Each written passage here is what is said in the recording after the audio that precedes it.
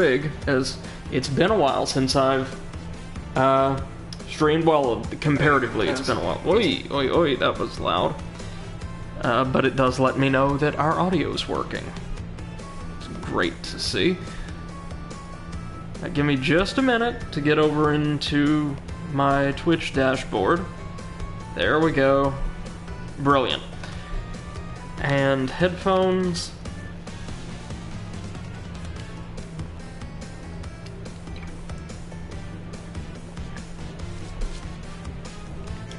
And alright, welcome back, class, to another exciting stream of the Crash Bandicoot N-Sane Trilogy here on the Overanalyst channel. My name is Brady, and I'm going to be your host through the next, probably 2 hours and change of good old platforming fun and frustration, in equal measures, most likely. It's been, for those of you watching this after the fact as a VOD, might be a little rusty, both on the mic and at the controls, because it's been a few days since I last streamed. I actually left my home for the very first time since the coronavirus outbreak began in the US, so over 3 months ago. And I just went to visit my parents and my grandmother, all of whom have been, like, isolated and distanced. So we were safe, of course, but I was just spending some time back in my hometown. And that was very, very nice. But now I am back, feeling 1,000 times less restless and just happier overall in my little, apartment, and ready to play some more Crash for you. So, that said, let's dive right on in. Now, a couple things happened in our last stream. First of all, we, let's see. We decided, or I decided, more or less unilaterally, that as often as we can, we're going to stick to Crash's sister Coco, made playable in Crash 1 and 2 by the remaster. I think she might have been playable under certain circumstances in the third game anyway, but certainly was added to these two as a playable character, because she is about 1,000 times less grotesque or an avatar of anti-charisma than Crash is. She actually looks like a pretty normal, mascot platformer protag. And doesn't constantly shove gems everywhere. And we also made it to the third of the game's either 5 or 6 hub worlds. Don't know exactly how many it's gonna be, but at least 5. And it's got this kind of slightly high-tech sewer or boiler room aesthetic going on, a bit like the last level from the previous world. We have 2 of the game's 5 special gems, instead of, 6 colored gems we had to collect in the first game.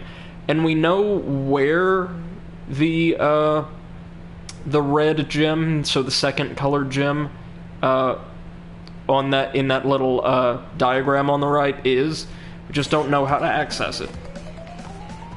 And in fact, we're gonna try our level best to see if we can't access it right now. Because I think we have to take a special exit from this stage to unlock, to reach the path that contains the red gem in another stage. Oh, and if you'll remember, this is one of those accursed ice levels.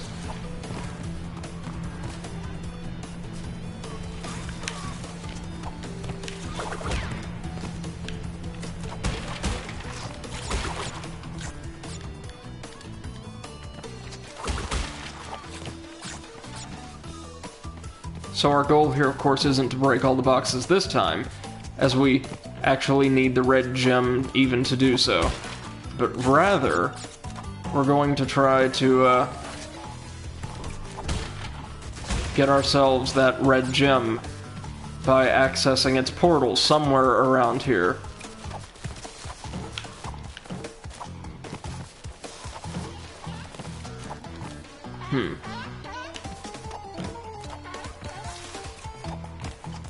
Now, I noticed that time, I think the ice physics actually took over and started influencing us while we were in midair, before we even touched the ice. Interesting. If we can't find it in like 1 or 2 runs of the stage, we can always come back.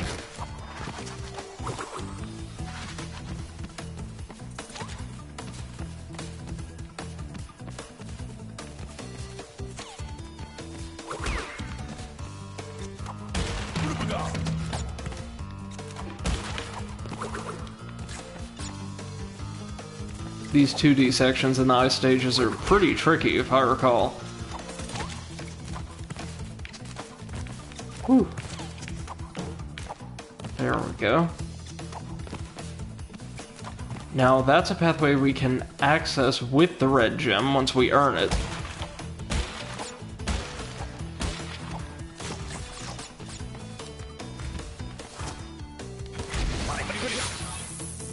We should survive that, hopefully, thanks to the mask. Yep.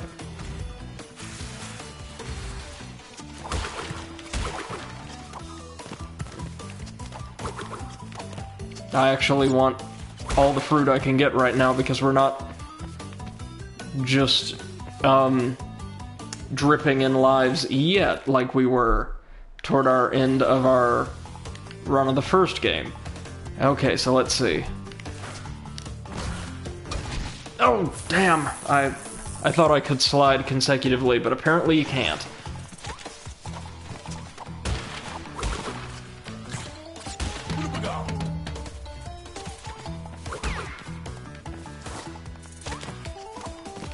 I would bet money that the pathway is going to be somewhere in here, because most of this stage, like most of the previous ice stage, takes place in this sort of side-scrolling cave section. There we go. Gotta get the timing for those just right. I hope everybody's had a wonderful weekend, or that you're having a wonderful day at whatever time you happen to watch this stream. Okay, there's 1. And 2.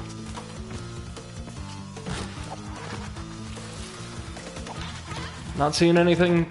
Oh, no! Yet.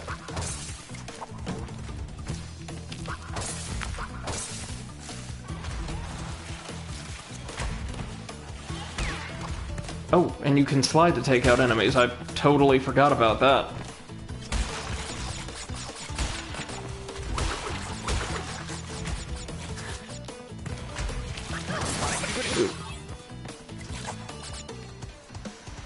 Bonus stage, I mean, hey, why not? More fruit, right? Oh, dear. Yeah, it's that one. I forgot. Well, we might not necessarily need to do that then, because I'm pretty sure it ain't gonna be down there. No.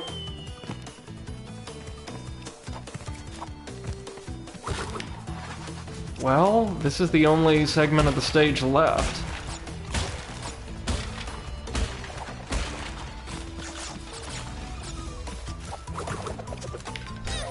Oof.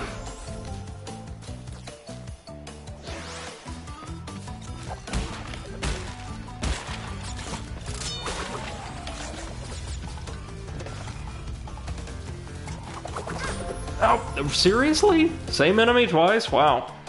Yeah, you can tell it's been a little while.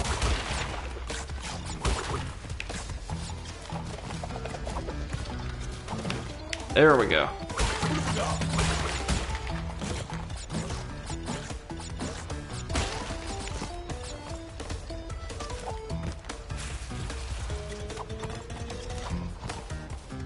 Is the secret path maybe off to the side of one of these wheels?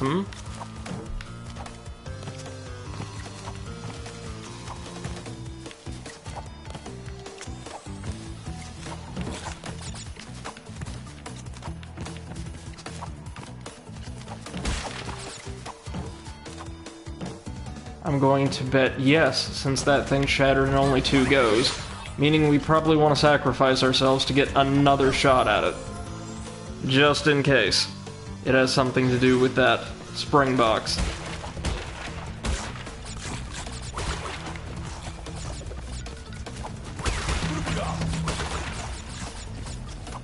Well, no, I don't see anything overhead.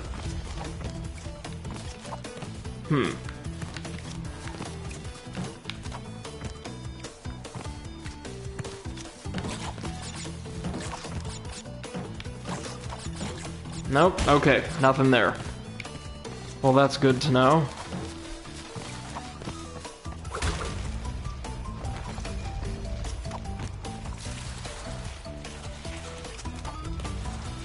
Seriously, is it gonna be like in an alcove off to the side of one of these wheels?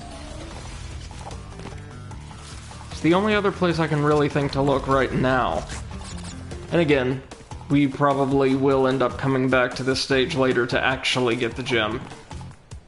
I'm just trying to get a sense of what exactly we're working with right now.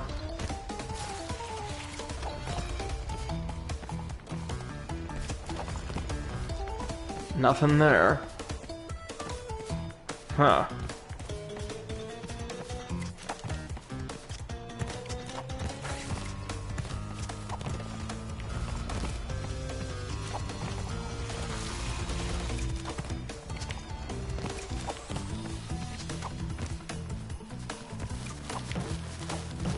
Where exactly could it be?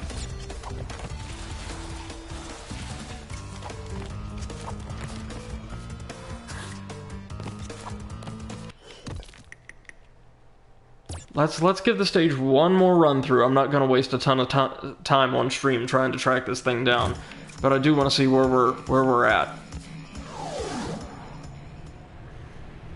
There's got to be something we're missing.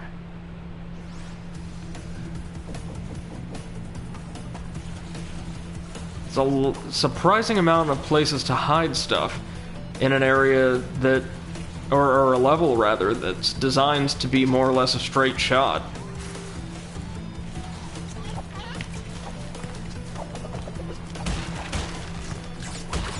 I don't know if anybody out there saw, but recently a proper fourth Crash Bandicoot game has been announced, or a Crash 4 rather. There have been obviously way more than 4.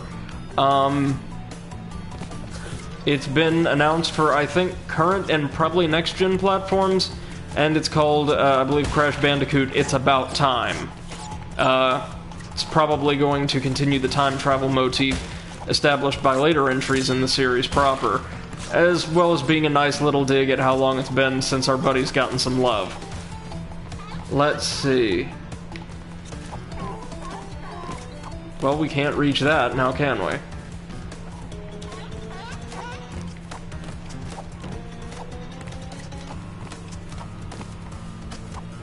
What are we missing?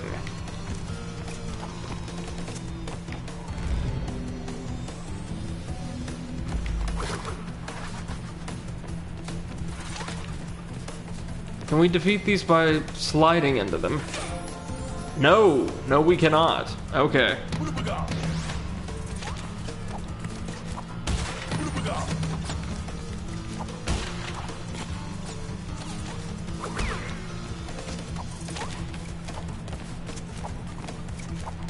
Okay, so that's obviously the area for the red gem.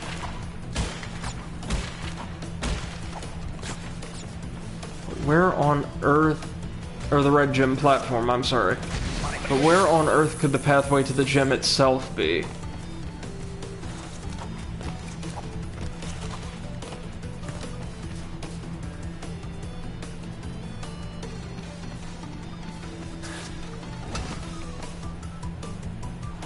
Oh, I would just hate it if it was some kind of random false pit.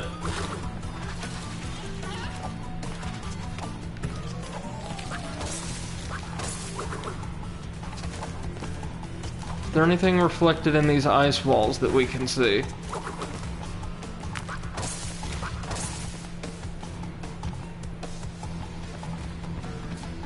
Huh. It's not a platform in the back there, I see, is it? No.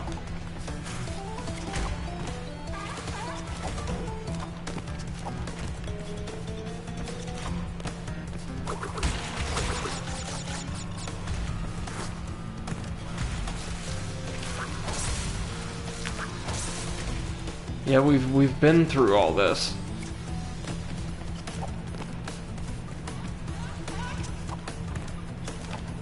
No! Damn it!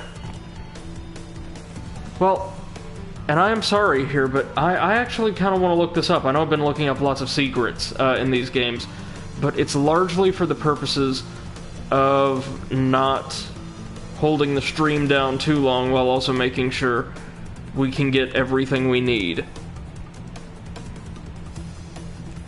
It's really well hidden wherever it is. Right, okay. Let's see.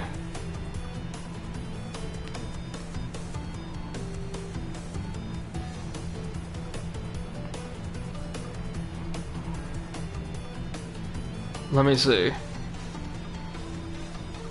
So apparently there is a way to get the red gem without having to go through a roundabout method of hunting down a secret teleport. Okay, give me just a minute.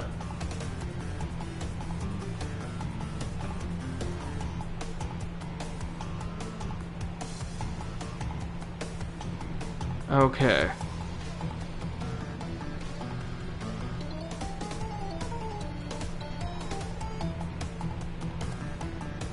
Give me just a minute, guys. I'm tracking this down.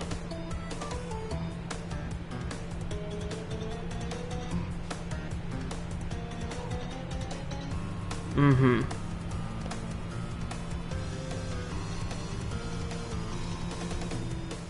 Looks like this will be it.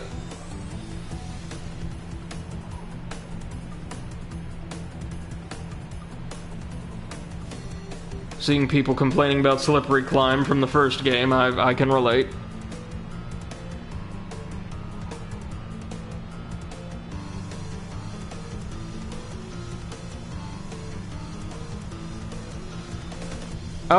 Oh, that actually makes a lot of sense. We are in the wrong stage entirely. I thought it would be in the other snow level, but apparently not.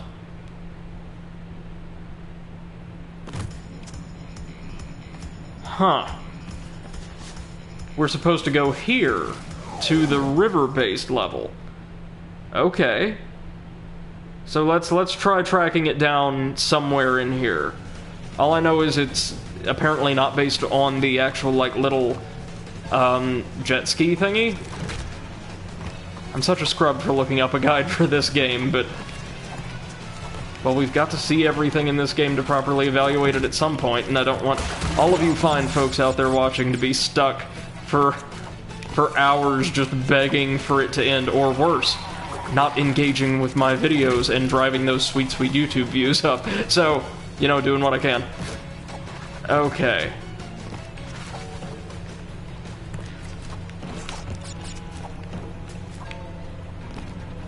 Does it involve this?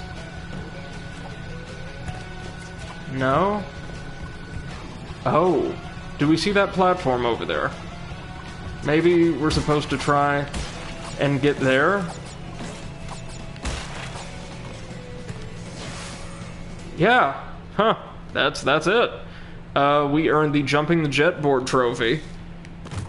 And end up spit off at the very top of the warp room.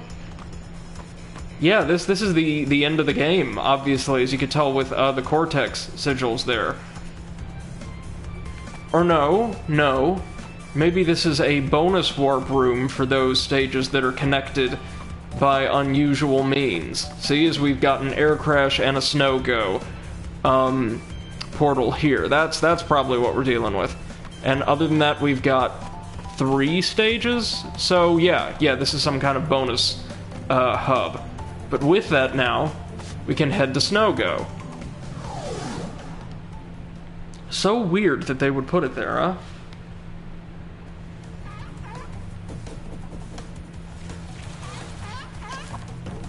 Well, secret route time.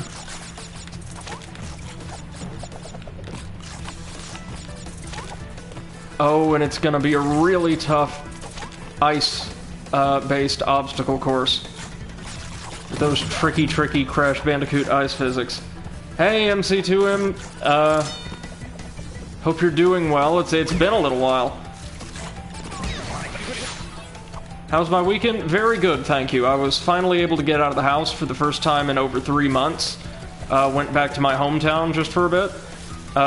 Stayed isolated just with my family, of course, who were also very, very strict in their isolation regimen.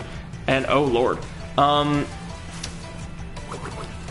It was just amazing being able to get out of this apartment for a little bit. I feel 1,000 times better than I have recently. What about you? Got a lot done? Oh, come on. This game has really curious ice physics. Not bad at all, just really interesting, where not just the momentum, but also like the stiffness of control associated with the ice. This sort of lack of control over the character, right? Because they're slipping and sliding and losing traction, is actually sustained in midair. Like, typically, the workaround for this kind of thing, right, would be to just jump and maneuver that way. And I think in some later Crash games, like the ones I remember playing for PS2, that's more or less, oh god, exactly how it happened. You had a fun weekend as well? I'm glad to hear it. What'd you get up to? Get a lot of work done?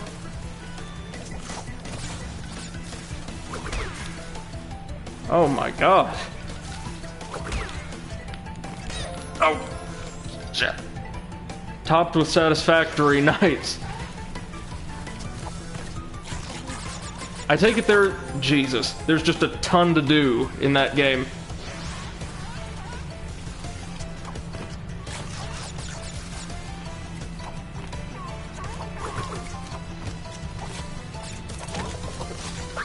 Jeez.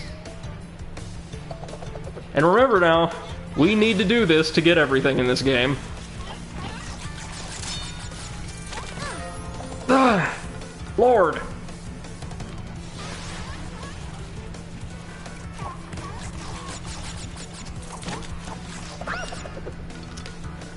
We're just going to keep dying the same couple of ways. Now, the one mechanic which appears to be able to break the ice's hold over the controls is a successful stomp on an enemy. If you manage to bounce off of something's head, all of a sudden all that traction comes back until you make contact with the ice again. So, you know, good to know.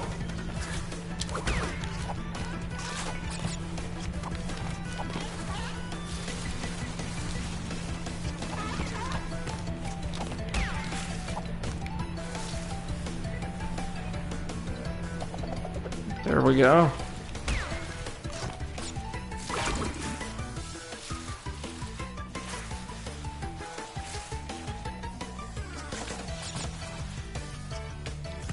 Apparently, I've heard online from people who would know much better than I, the special stage added to Crash 3 for the remaster is just about the hardest stage in the entire series, so looking up for that. NC2M says, did you end up finding that special gem on the first floor?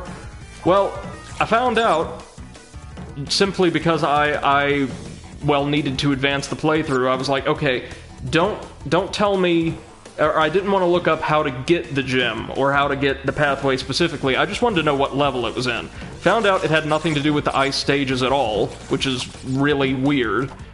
And instead found it at the end of a totally random, or found the pathway to this. The red gems at the end of whatever this is. Found the pathway at the end of a completely random, like, little jumping course in one of the river-based levels, with absolutely no real indication that you're supposed to explore. Air crash, yes. I'm actually not sure in fact, I'm quite certain I'm not cool with that. There was no real articulation on the game's part that there was any reason to go to a random platform the likes of which you've been dodging around for the entire stage, except this one that you've got to risk life and limb to get to is going to randomly transport you to a section of an earlier stage. It's not good design.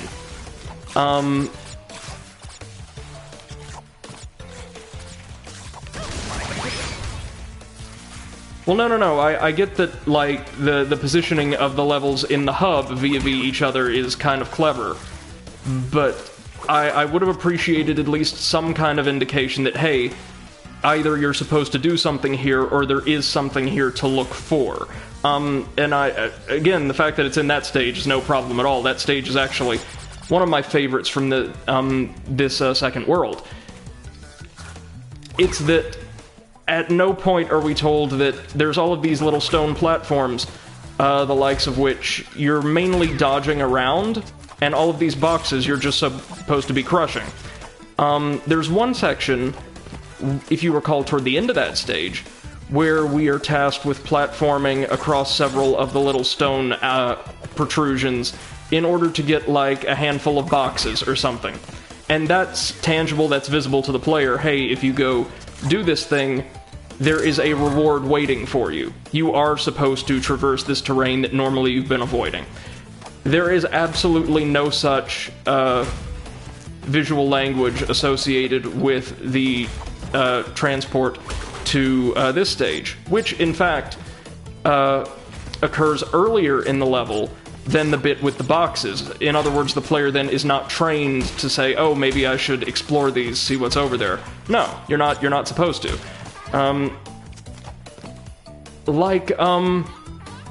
Oh gosh, if there had been some kind of aura or maybe even discoloration on that platform, a lone box even that would only trigger if you had previously gotten that stage's white gem or anything like that. Something to signify this area is worth your time and attention, and it is different from the others somehow. You still have to intuit how and why exactly. A bit like we did with those boxes out on the one little series of rocks. Remember, we had to use, like, perfectly timed slide jumps to cross 3 platforms that looked like we couldn't quite make in order to get, I think, 4 or 5 boxes? Something like that would have made it quite ingenious, and the whole idea of hiding warps to earlier levels in later ones, I think, is brilliant. I just think it could be executed a bit better, and especially the player could be better trained to recognize that these opportunities exist, if that makes sense. But it's alright now, because we do have our red gem, meaning we can go get a white gem in a couple stages a bit later on. But I think we're going to save that and actually take on the third proper world now, that has... It might have just one gem, or it might have both of the colored gems we've yet to get.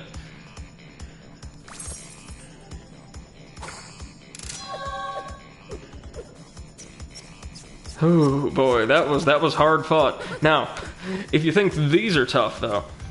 Yeah, no, MC2M has it exactly. Yeah, the issue is you're not trained to look for that path in a completely different level. Very true. And you're also not trained to look for paths that aren't accompanied by some sort of visual indicator at their actual point of interaction, right?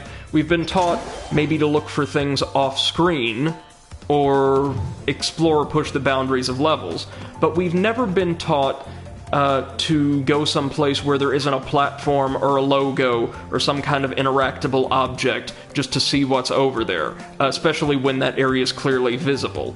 So, yeah, it feels like a really cool idea that just need a little more time in the tank. Speaking of, time to see what the gimmick for the yellow gem is in this stage, plant food. And let me double check. Yeah, we just got the one colored gem here. Alright. That's a... what?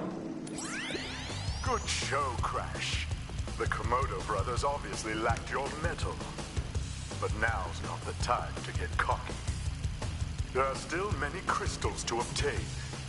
Remember, the world is counting on you. MC2M has it exactly, yeah. There should have been like an indicator for the first instance of that, less one for second, and none for the third. Yeah, exactly. And based on like this little special world we were transported to, like a bonus hub that links levels from different floors, there's going to be a couple more warps like that. I don't think any associated with gems like this, maybe, but still some associated with other challenges. Beat the timer to earn a gem. Okay. Ooh, I love the theme for this world. Oh, yes, it's another beautiful, beautiful river stage. I adore these.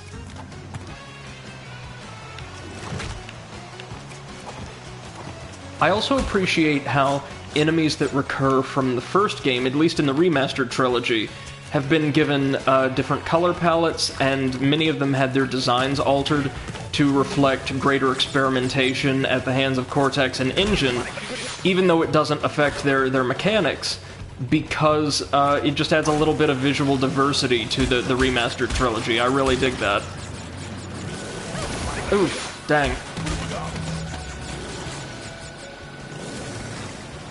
No, no, no, no, no! Okay, so there is no time to break from that. I gotcha, I gotcha. Well, tell you what, gang. Let's see if first try we actually can't beat that timer.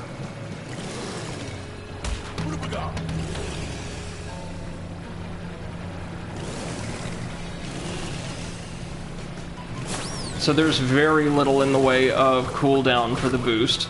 That's a good thing to see.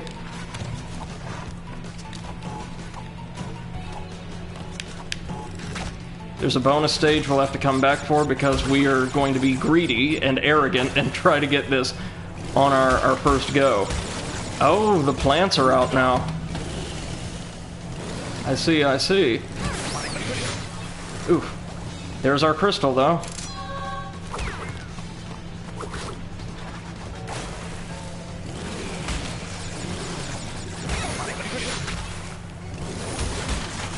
Oh, are we gonna do it? We just might. Yes! Yeah, baby! Check that out. That wasn't bad as far as a speed run goes. The relic challenges are much, much harder. Good old Jim Kadikarus on YouTube recently released, and by recently I mean yesterday or 2 days ago, released this really cool near hour-long, extremely detailed video detailing his quest to earn the Platinum, so the most difficult, time trial relics in every single Crash Bandicoot game, providing top 5s of his most difficult or frustrating relics for each game. And it's a hilarious and very insightful video when it comes to the way levels are designed or not designed for speedruns in this series. Because, I did not know this, the time trials here, they were not present in the first 2 Crash games at release. They were introduced in the 3rd game, and subsequently many of that game's stages were designed to be speedrun, or at least be friendly to speedrunning tactics, whereas many of the stages in these games were not, making them much, much trickier, apparently. Nope. That's supposed to be a long jump. Yeah, that's alright. We're gonna get our white gem, hopefully pretty easily here?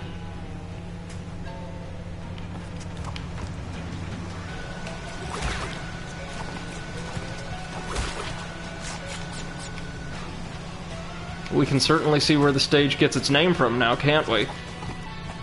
The carnivorous plants are everywhere.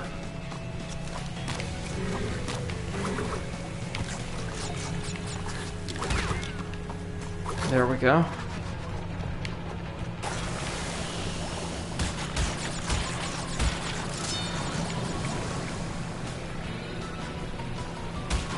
That's it. Now we've got Aku Aku, we can move just a little faster. Did we get all the boxes over here? Looks like it. And we have to remember there are a ton of nitro crates in this stage in particular.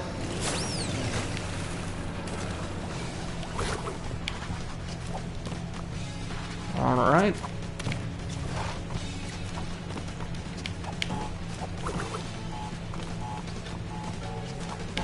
Oh, and guys, I just got in so many games that I can't wait to share with you guys. After we're through with the Crash and Spyro trilogies, I'm definitely switching my regular format up. Going to try to have 3 games in rotation at a time. One, quote-unquote, main game for either Monday through Thursday, or more likely Monday through Wednesday. One for Thursdays and Fridays, and one for the weekend.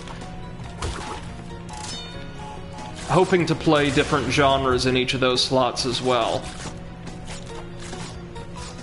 I definitely want to play the entire Soulsborne series for you guys, as it's one of my favorite properties of the past couple generations, if not, well, honestly, ever. And there's a whole lot of cool stuff we can talk about in regards to design with that series. The way certain mechanics are communicated or not communicated to the player, and the intention behind that. But I've also been on kind of a roguelike kick recently, and have downloaded quite a few that I've never played before, and would like to experience with all of you here on stream, including like the big ones. I actually never played the really big ones, Binding of Isaac and FTL notwithstanding. Ooh, ouch. So, like your Enter the Gungeon, your Nuclear Throne, those are now on our short list.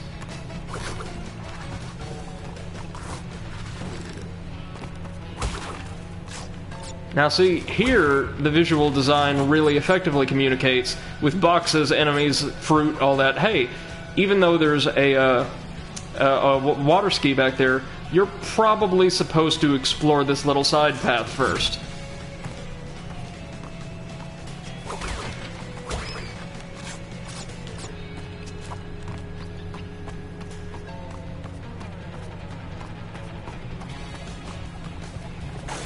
Oop! Okay, whoops, I thought I was just a little bit off-center and she drowned, but no, we're still good. Good. Should there be about 10 Nitro crates left? That sounds about right. MC2M says so many games to play. Yeah, man, I mean, with quarantine still going strong, not much else to do, and it's still something productive. Well, quote-unquote productive, I can do and share with our little audience here. And there's our white gem.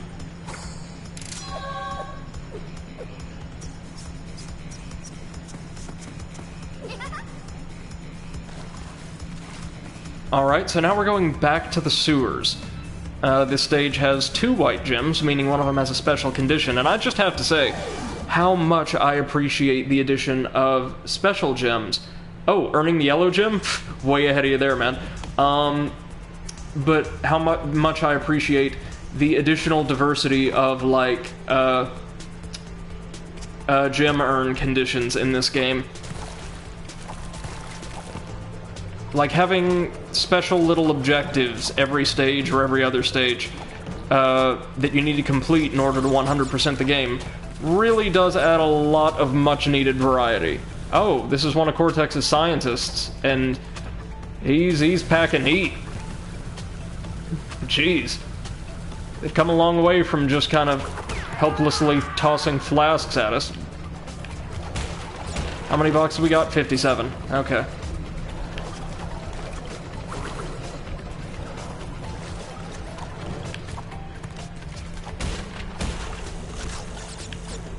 Oh, the eels are back in action. I really love just the visual design of these stages. My god. Like, obviously this is a, like, sort of grimy, high-tech setting, but the color palette is so vivid and so diverse. It's really, really cool. They make the most of the setting. And here's our yellow gem platform. Let's see what kind of course this takes us to. Now, we should get a white gem just at the end of this, if I'm recalling correctly. Okay, so a little bouncing course. Oh, and there's our gem already.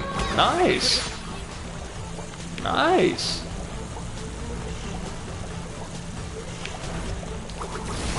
Ooh. What? I somehow got stuck on the edge of the platform, or technically under the platform.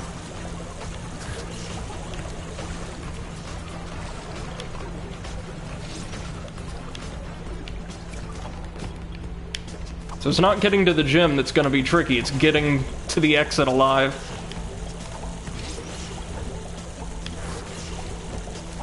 Alright, now is there anything through here? Boxes or anything I could be missing out on? Nope. Oh. Back up we go.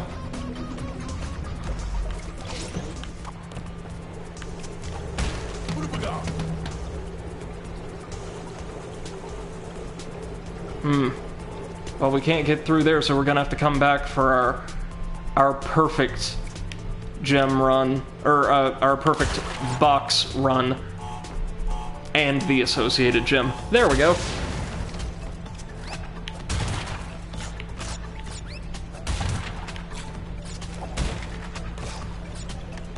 MC Toom says, I had someone today telling me I was right about Anno 2205 being actually good despite their first impression. I'm not familiar with that game, though the name sounds very familiar. Could you give us a little bit more information there?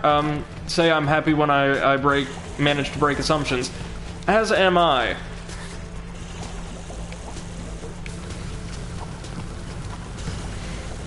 Let's just wait that out.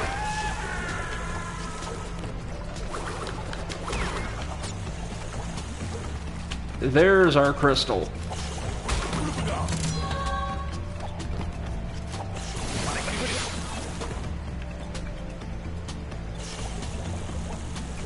Anno is a series of city builders and resource management games. Oh, alright. Sounds like a favorite subgenre of yours, and I could see why. People can do incredible things in some of those games. There have been quite a few with Anno 1800 being the latest. Okay.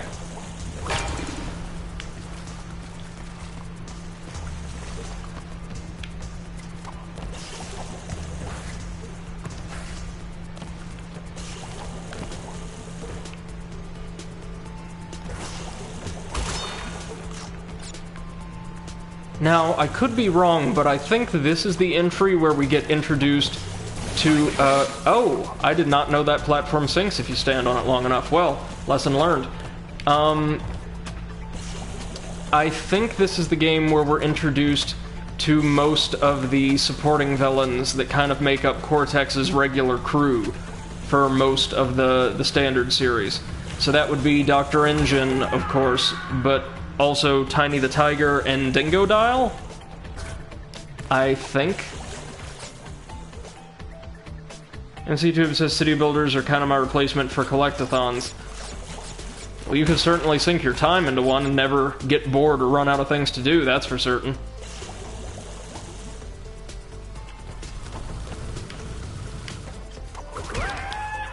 There we go. And of course we didn't get the perfect box gem, but we did get the secondary gem and our crystal, which makes this a win for me. And as I've said before, I think starting now we're just going to move on as long as we get at least the crystal and one gem per stage, provided it's not one that requires a special colored gem to access.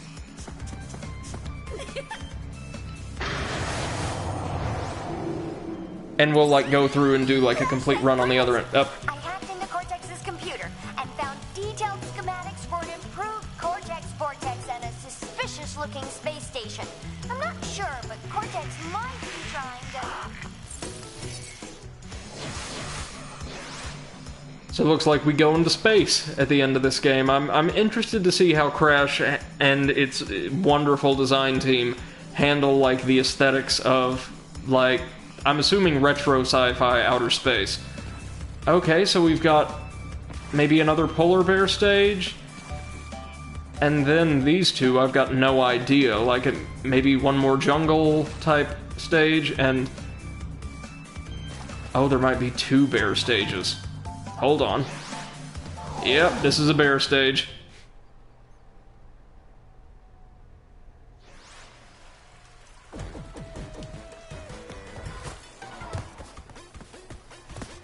Oh dear. These are fun, but I am no good at them. Oh yeah, Cat Icarus talked about this in his Relic retrospective.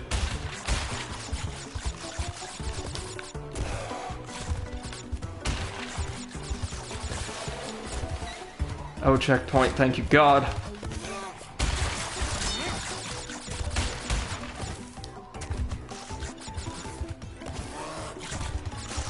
What are the scientists doing out here just lifting ice? Oh, Missed a box. Gotta die. MC2M says, time to bear down with my jokes. I do appreciate all the bear puns. These are great.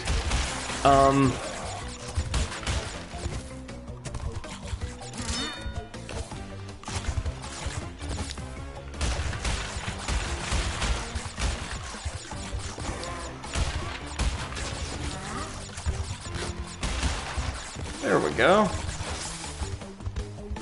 This is far from the worst thing in the world, isn't it? It's a very beautiful stage, too. No! Damn! That was me just not looking. That's alright. That's alright.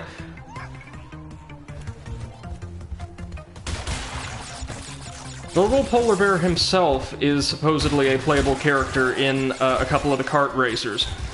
And I could see why. He's adorable and just screams merchandise.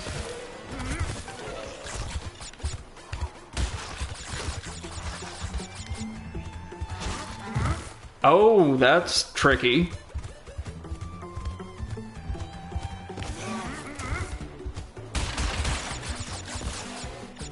Now some of these, as you can see, we actually have to use our little dash jump for... Not that one, though. We didn't need it for that one. But we're almost there, y'all. We're almost there.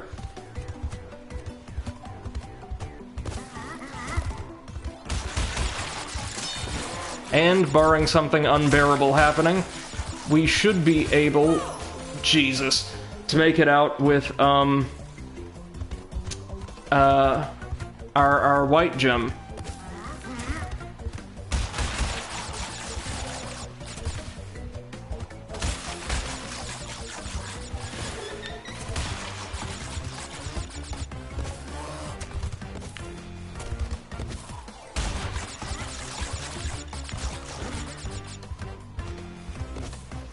There we go.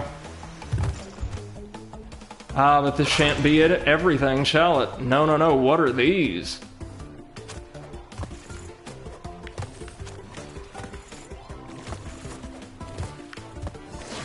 Why, it's a special warp, and that one, we are in the island hopping trophy, is actually very, very well, indicated.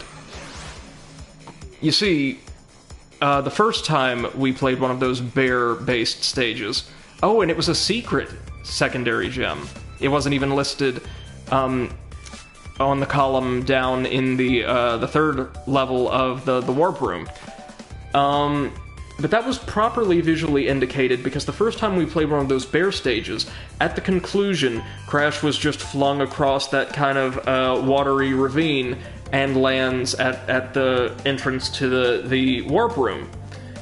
You know, signifying, hey, level's over, just smash the nitro detonator and carry on.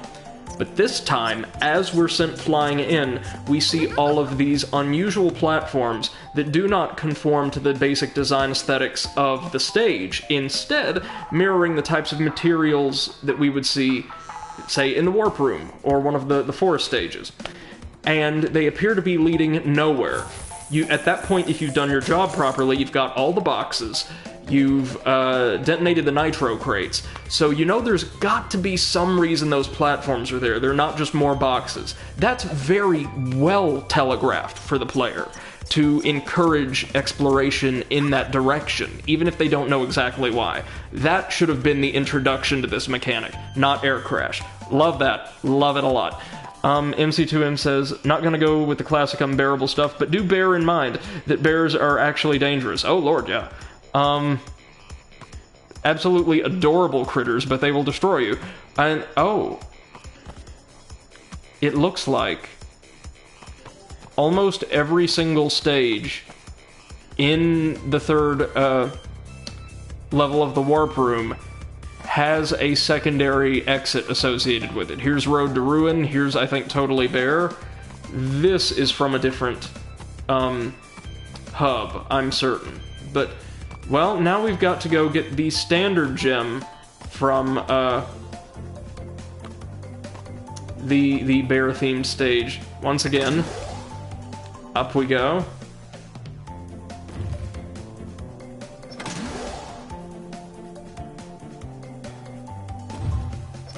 Meaning we have to do a perfect run of that stage again, but that's alright.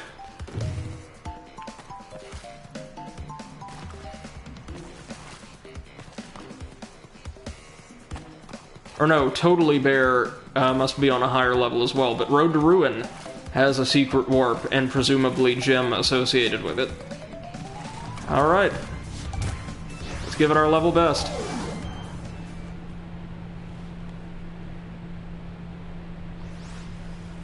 It'd be kind of nice if they'd let you get both gems, provided you broke all the boxes at the time you got to the secret warp anyway, but that's a minor little nitpick. Just a second.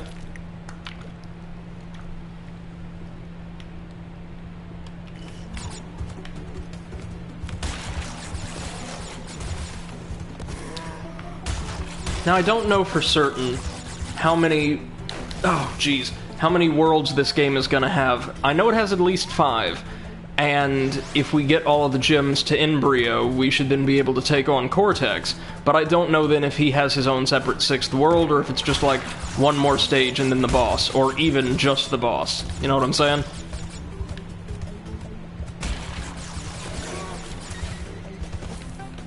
At any rate, we're making pretty good progress.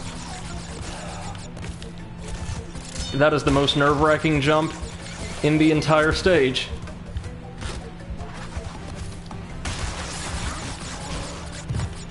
Seriously? I died because I clipped, like, the uppermost part of his little Ashanka? Alright.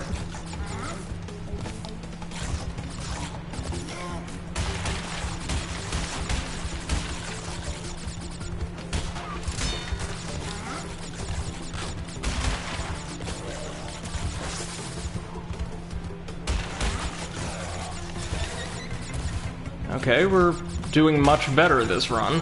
I'm glad to see that I'm actually learning something. Surprising no one more than myself. Okay, they're not going to lift theirs, but they shall. Good.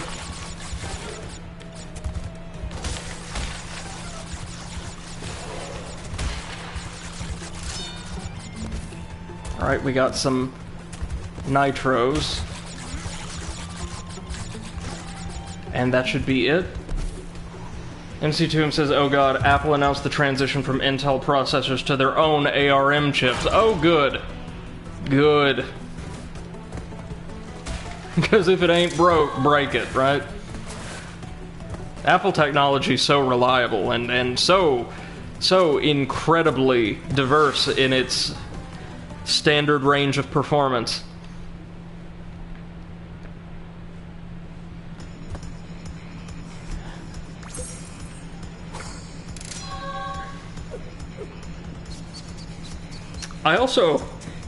I've not played it whatsoever. I really want to.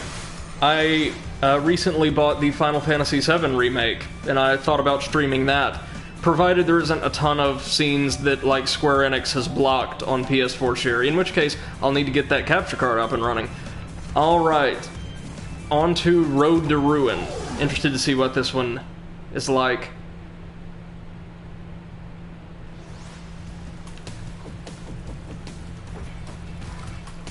Oh. MC Tomb says, I won't watch an FF7 remaster. That's fair, man. Those games and their stuff. Oh, you want to get it on Steam for yourself? I got that.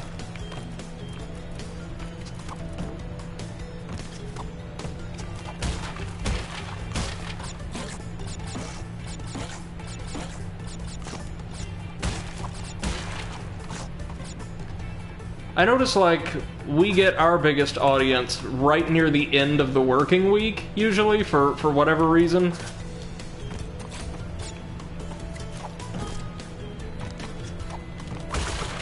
I was just thinking about, like, what time we tend to get, like, quote-unquote peak viewership.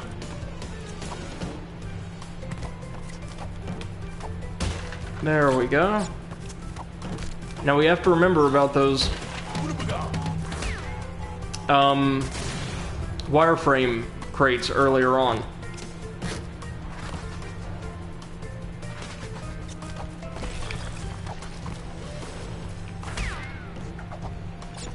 So this is kind of the successor to those bridge-based stages from the first game, I think.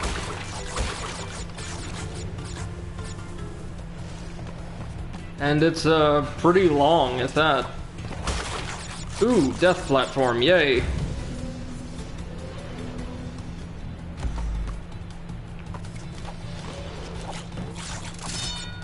Good, we got a couple extra lives, we're probably gonna need them. Okay, what do we got going on here?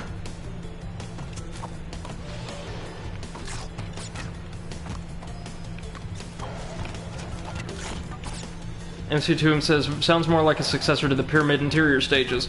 Maybe? It doesn't seem like the... Jeez. The range of mechanics is quite as varied. But I can see that too.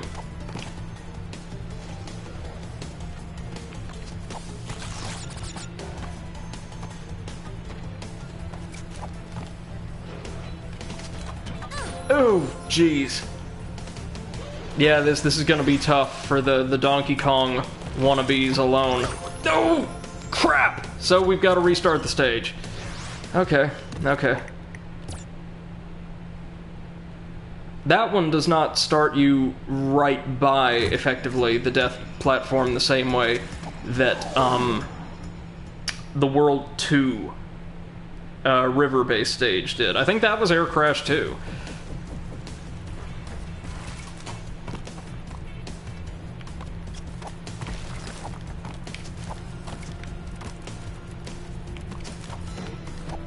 I promise you the activation switch for those is going to be at the tail end of the stage.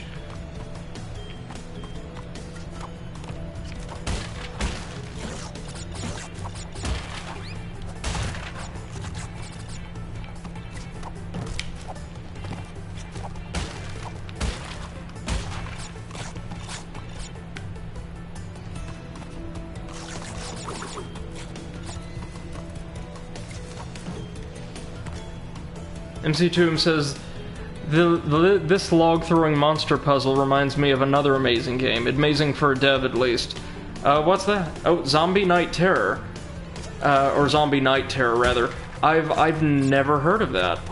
Give us a little bit more info. That sounds interesting.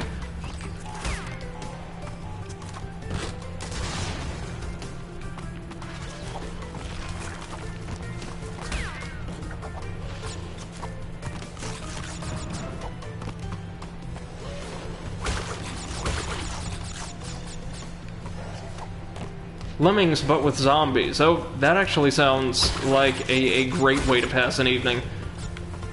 Loved the Lemmings games when I was younger. Don't know if they've made one in ages.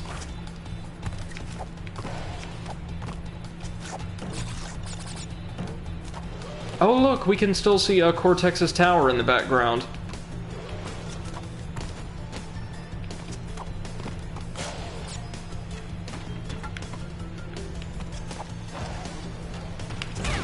Oof.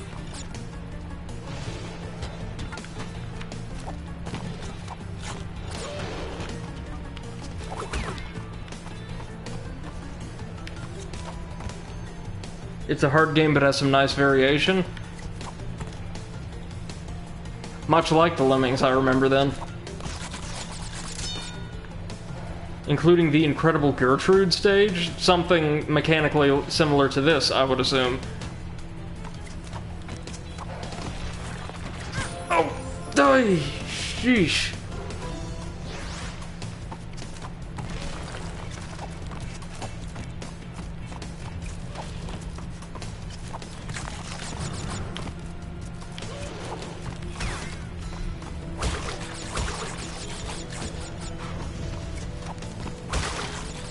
Oh, and we don't get Aku Aku here.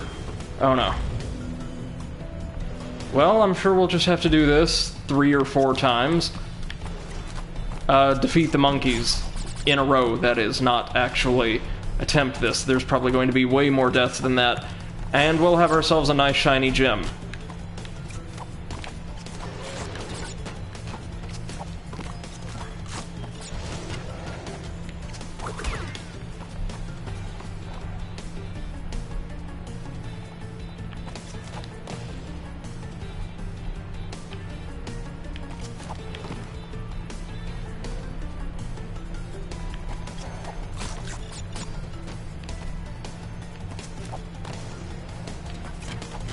There we go.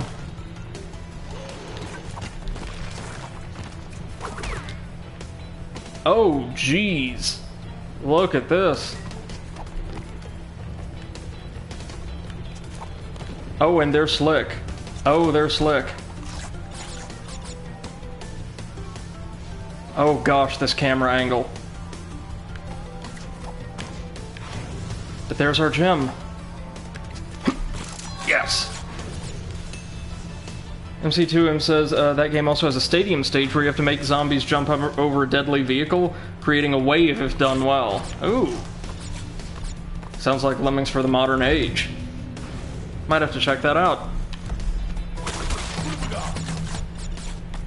Oh, Aku Aku, we've missed you.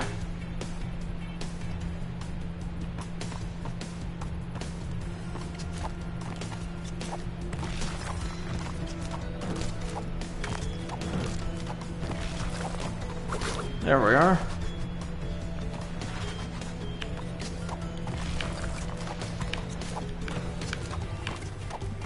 Bonus stage. Which is right over here, I guess?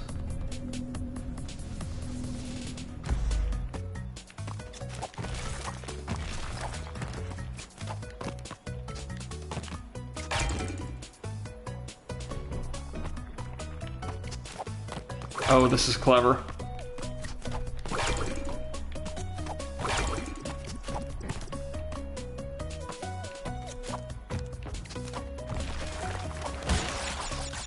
Wait, so maybe this... Oh, we might have screwed ourselves.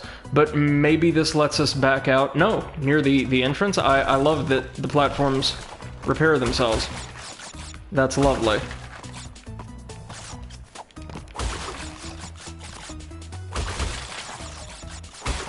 There we go.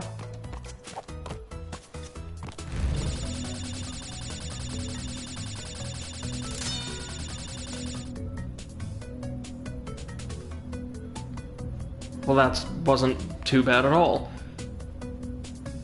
Not a whole lot to it, but the idea of going back and forth and toggling those, exclamation point crates was kind of cute, I guess. Oh, and the monkeys are back, with cybernetic enhancements this time.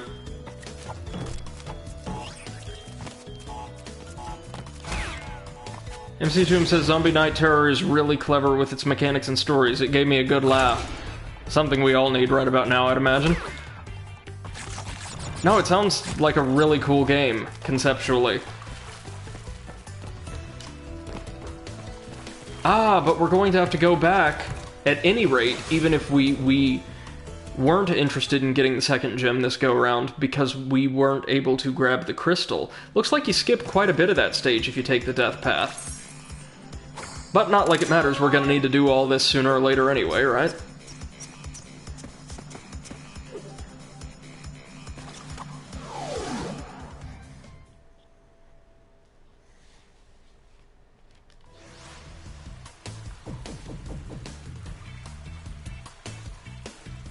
Oh, 1 second, sorry.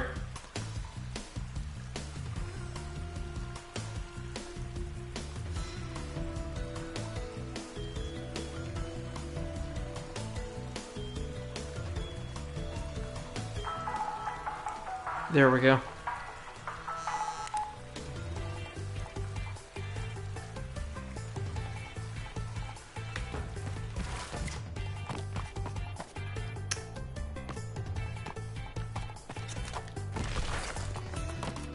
Okay. Wait a minute. No. Like I was thinking maybe we needed to, like, either use the altitude from a successful jump on the rat to bound over there, or, oh! Shit! Do, like, a slide jump to access that platform, because it looks like, right, that exclamation point block will fill in all of the crates between the entrance platform and that horrific-looking little fire course. But that can't be the case, as that distance is too great. We're gonna have to find our way back over here. prepare for backtracking. I like this stage, though. It's a really, really cute, kind of compellingly designed stage visually, and it retains the tightness of a lot of the, like, more, I want to say narrow, or, kind of extremely straightforward, bridge or 2D levels from the first game, but without feeling quite as bland in terms of both presentation and mechanics as those started to by the end.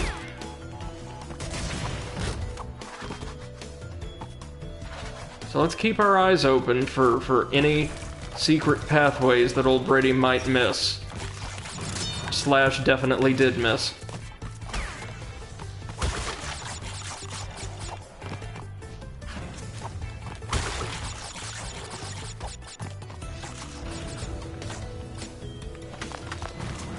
Here we go. There's our crystal. Thank you.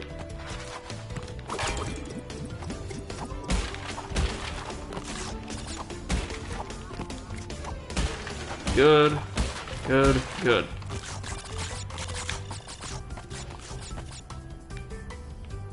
Ah, but that just spits us back out here.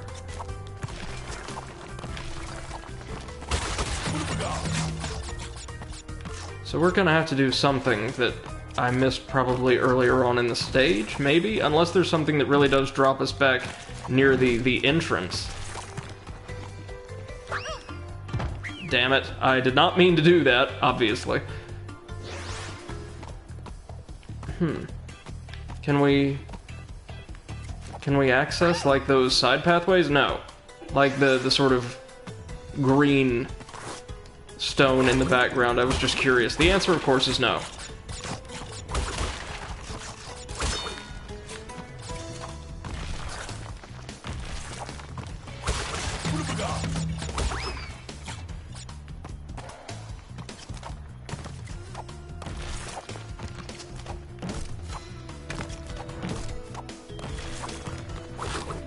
There we go.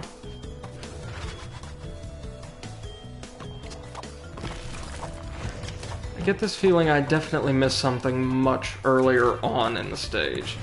And that's where we're going to find our shortcut. MC2 says, no Brady, no accessing the background for speedrunning. Hey, fun fact. In the sort of very linear hallway-based stages in Crash 1, like the stages wherein the lights would periodically go out and you needed to rely on Aku Aku for illumination, or the lab, the notorious lab stage. To earn the platinum relics, or even the gold relics in some of them, you have to, instead of working with the platforms as they're presented to you, run along those little galleries that give you, like, teeny tiny footholds on the side. Which is really cool. Also, could you imagine me trying to speedrun this thing? Oh my god. I've near about had 10 heart attacks just trying to play through it normally.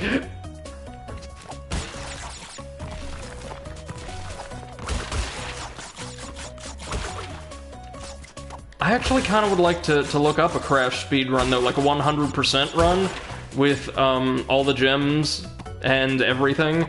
I bet that'd be really, really impressive, and there's probably a lot of cool tricks, especially on the original PS1 version, that wasn't quite as polished as this is. I mean, mechanically. Like, apparently, there's a way to access the red gem from the stage it's actually located in the PS1 version of Crash 2 by just exploiting, like, a jump and then the collision of a certain wall or platform or something.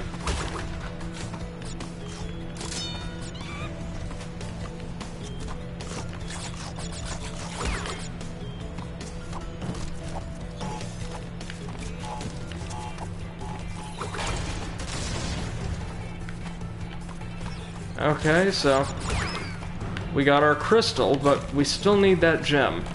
And I know I said I wouldn't keep going back to stages, but this one intrigues me to the point where, well, a huge part of me wait?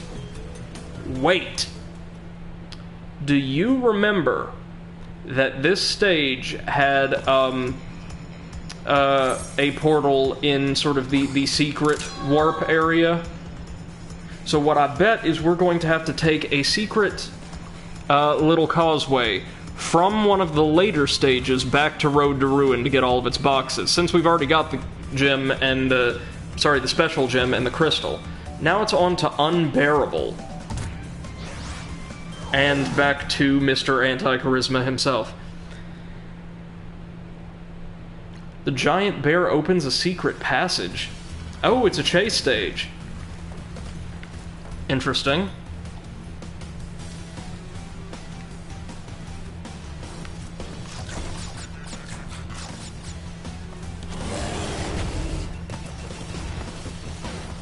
Oh, that is certainly a giant bear.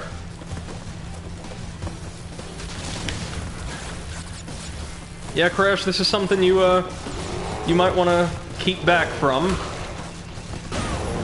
Maybe don't ride baby bears in the future. Just throwing that out there. And a majority of this game's boxes have to be, or this stage's boxes, have to be in the secret area that the bear is going to open up for us. Because there's like nothing out on the track. Damn! So close. This game really does rely pretty heavily on extremely tight jumps, even for like basic traversal. Which is cool. I mean, it teaches you to become a real expert with your character's collision with certain platforms. Like, you know, how close to the edge can I be and still remain on the surface?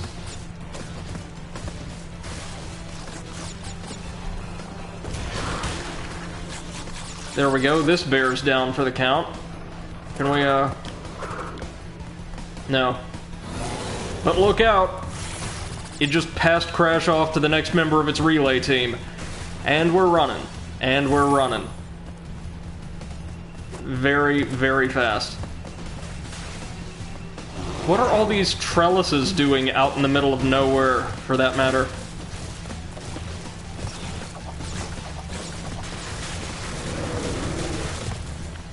That's it, down you go. I don't think our secret pathway is gonna be down there.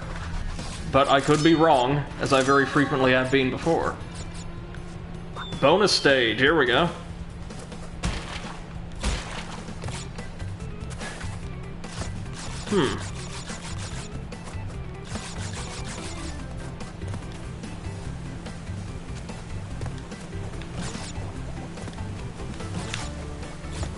Come on now.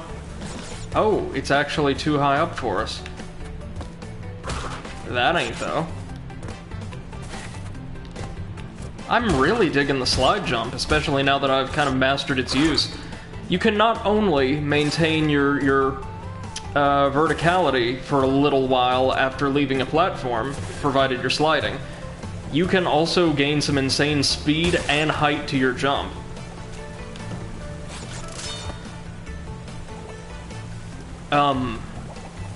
What? Oh wait, no, don't worry about it, because, the nitro detonator should take care of those. As it just did. Now let's make sure, if we go back here, that there's nothing down there. I see no indication that there is, so I don't think that's going to be our secret path.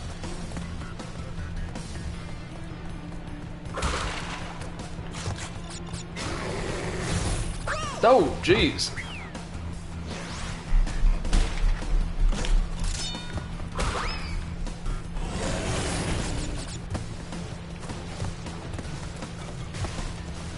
Ooh, this is gonna be tight, isn't it?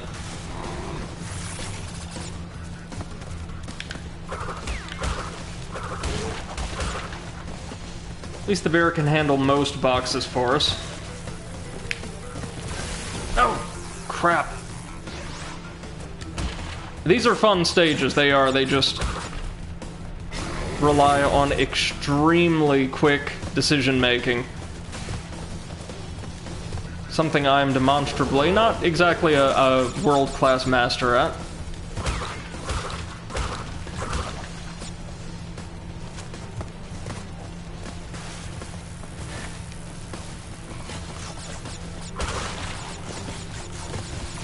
Oh, man.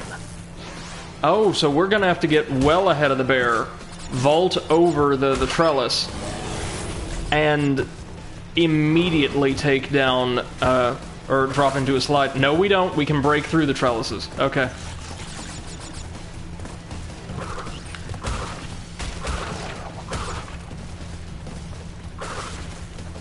Oh, that makes this easier.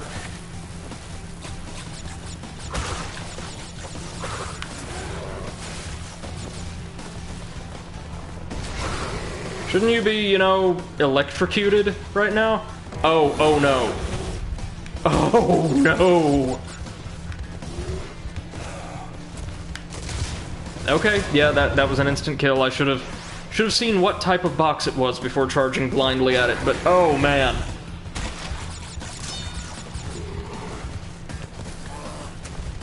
This little guy must have had, much like Kardos, some fans on the dev team. But unlike Kardos, this works, and while it's frantic as all hell and is definitely going to get my blood pressure up, it's a lot of fun. Okay.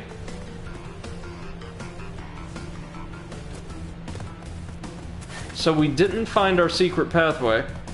MC2M says this is called mixing up gameplay. Yeah, no, it's handled really well.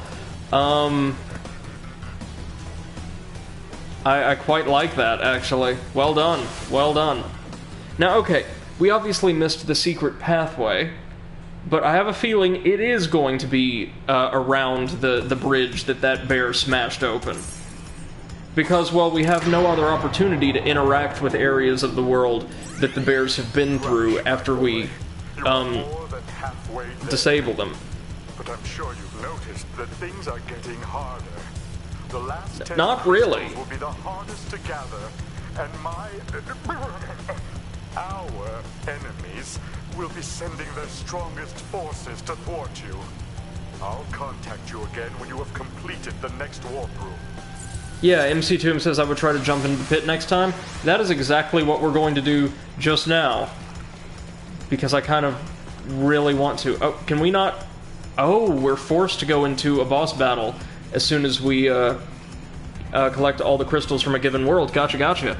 So now we're up against Tiny Tiger, a seminal Crash villain, who I believe made his first appearance here in this game.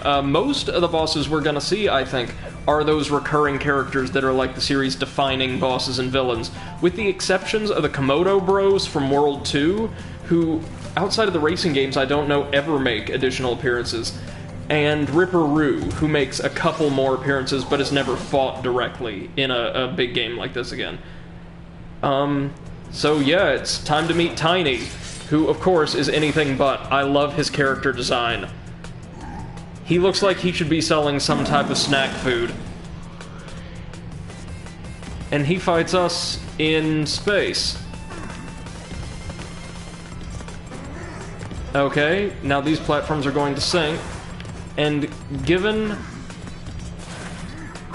Oh, couldn't quite make that. But the idea is we're supposed to goad him into jumping on platforms that are about to collapse, and they'll give out from under him. Simple enough concept. It's all about positioning and timing, kind of like an expansion of Ripper Roo's fight.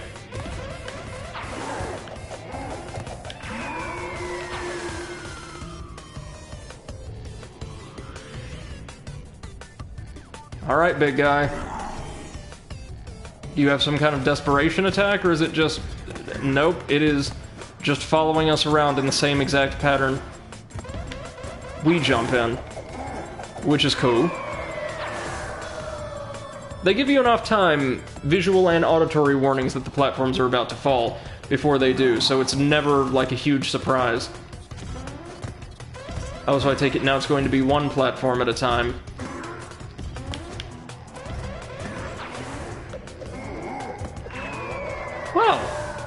that wasn't bad at all. 1 second. We earned the trophy Tiny Tricked. Yeah, just give me a second, guys. Gotta take care of something, but that is the end of World 3. We'll be back after about a 4-minute break. I have to deal with blood sugar stuff.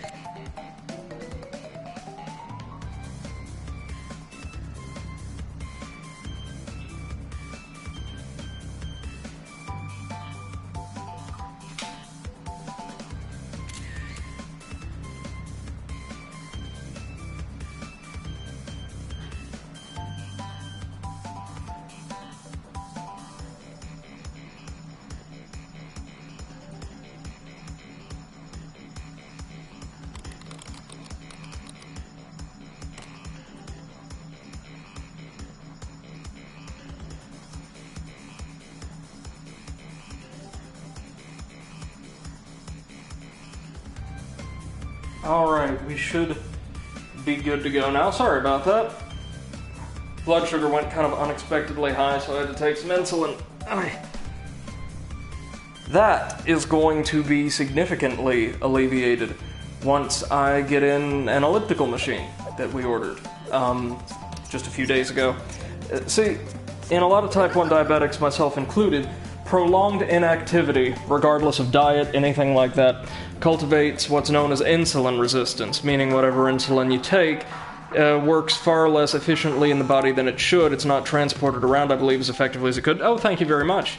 And as a result, then, you need to take far more, and probably far more often. And, well, with the kind of inactivity we've been experiencing, Jesus, about a year and a half ago, I got to the point where I could, and would, like, especially before I started grad school, be in the gym anywhere from, like, 70 minutes to 2 hours a day. I just loved being physically active. Even though I wasn't that robust and didn't have a fantastic build or anything, I just enjoyed, you know, putting my work in.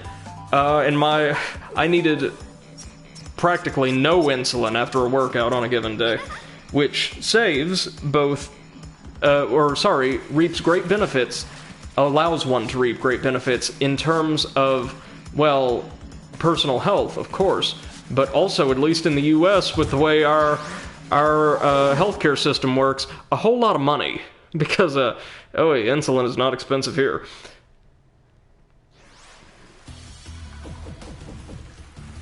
Now, let's try jumping down that pit. No, I didn't want to do a time trial. No.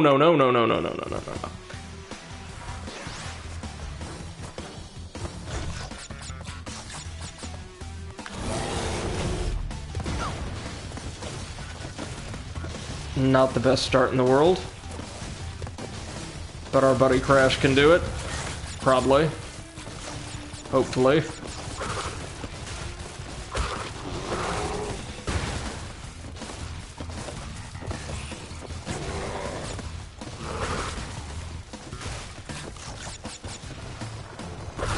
Okay, that's the first bear down. It's this one that we're going to drop down the hole. Hopefully.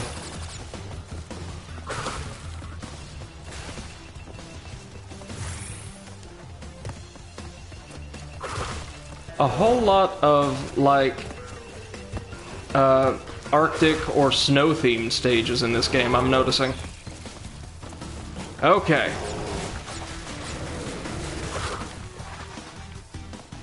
Let's see, is this our secret path? Yes, it is! Hey, baby!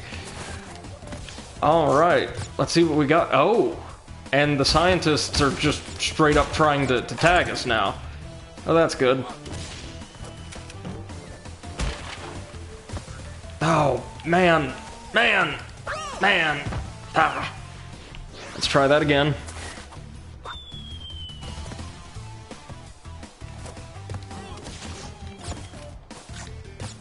Tiny actually went down a lot easier than I would expect him to.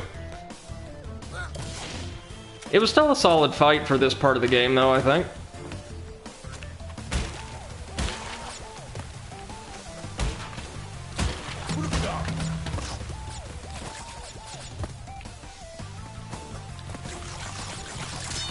Wumpa fruit everywhere.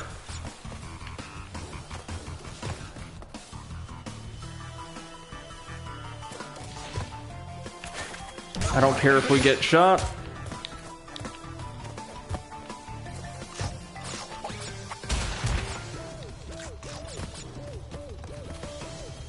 Oh dear.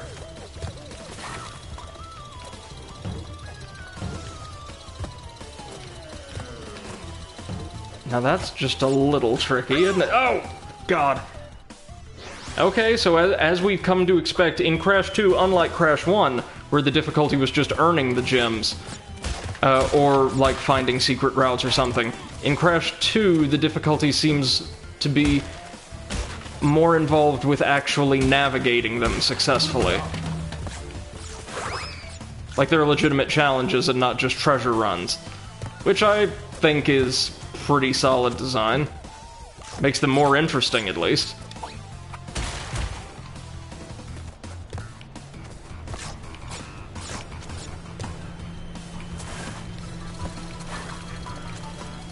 Alright, now here we're going to have, yeah, the other type of turtle.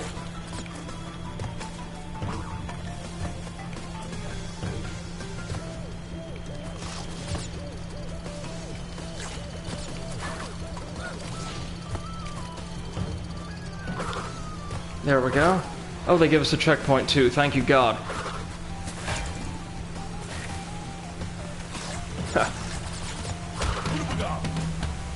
This is a cool little stage, I have to admit.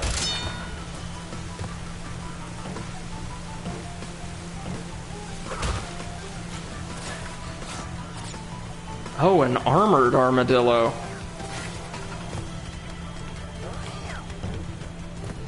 Oh, so we're going to have to... Yep, there we go.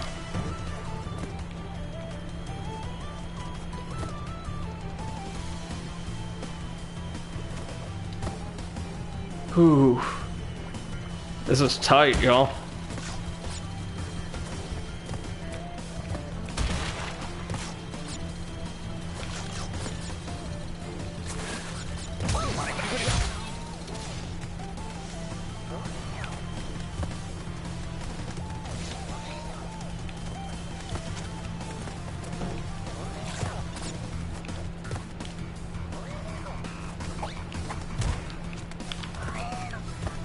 Okay, so we clearly want to just be very, very thorough here.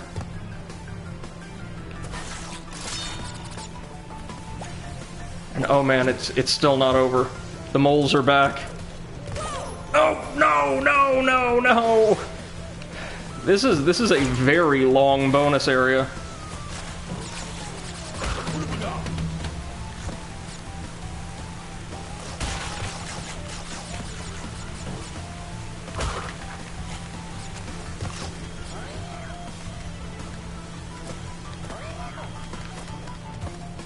And those scientists get some insane range on their... Well, technically I think they're using blunderbusses, but that's not reflected in the game design.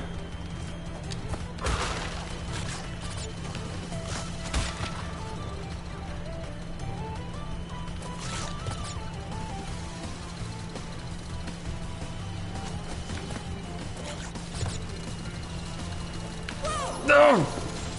Jeez! How tight is our timing gonna have to be here?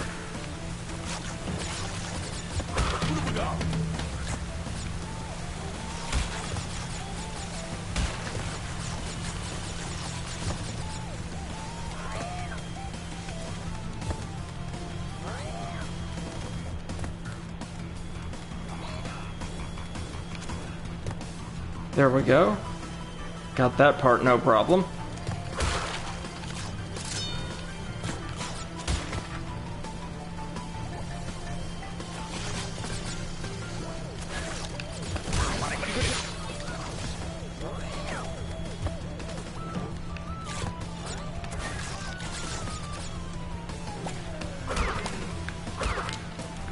There we go.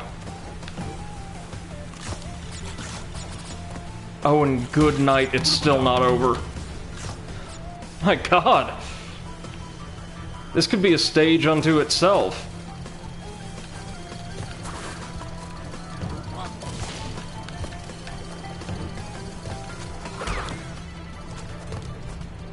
Well, there we go.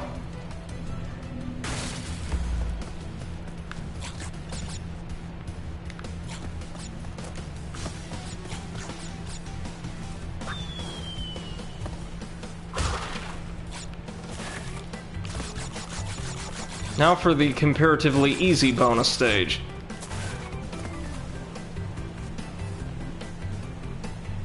Hey, L-Dog, I'm doing alright, man. How are you? Welcome to the stream. I think this might be our first time seeing you live on air, or at the very least, the first time in a good while. So welcome, or welcome back, as the case may be.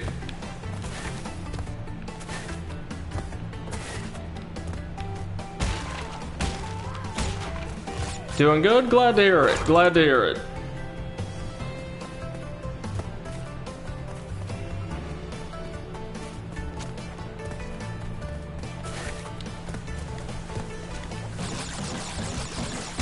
Can't wait for Crash 4. Oh man, now that it's been announced, neither can I. This is my first really in-depth experience with the original trilogy, and I'm having just a great time so far. So I've got really high hopes for this one. Hopefully they can do something bigger and better than they've ever done in the standard platforming format before.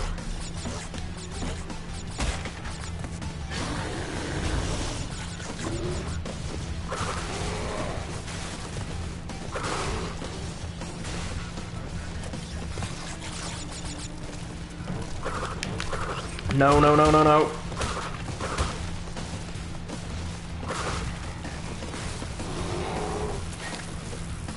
Had to get those boxes, so...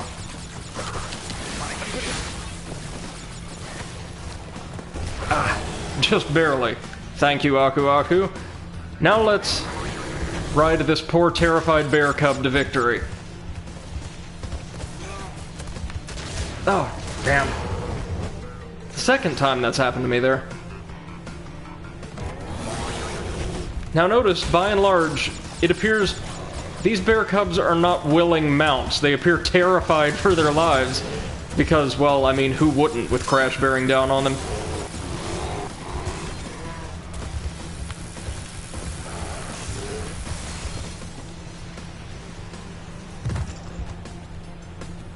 Oh, no, don't do that to me. There's gotta be... Ah, we missed a single box. Of course we did. Where am I from? Southern US, man.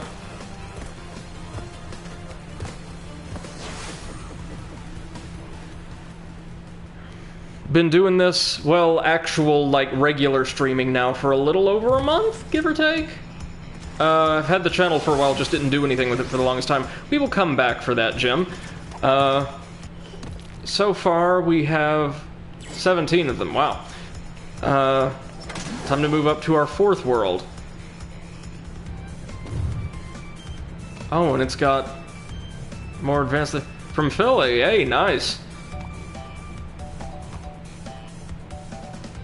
Never been, but always wanted to go. Now let's see.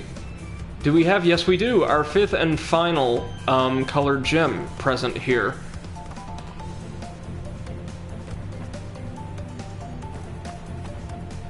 Looks like we're going to be starting with yet another trip to the sewers.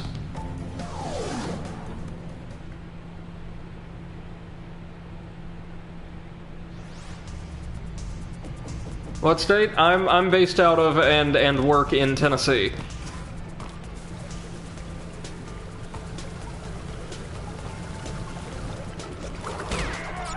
There we go. Ugh.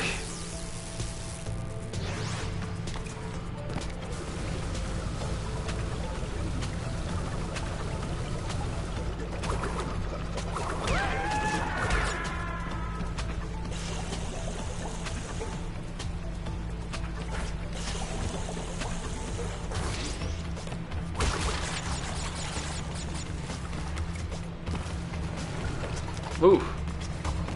Okay, so they're actually going to be charging at us now.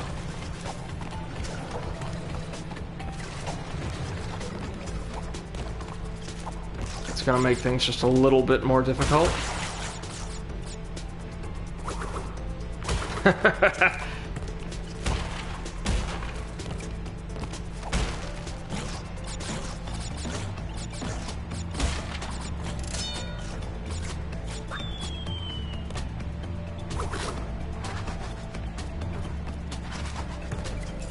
Let's see. We're right back up to these kind of overhead navigation segments.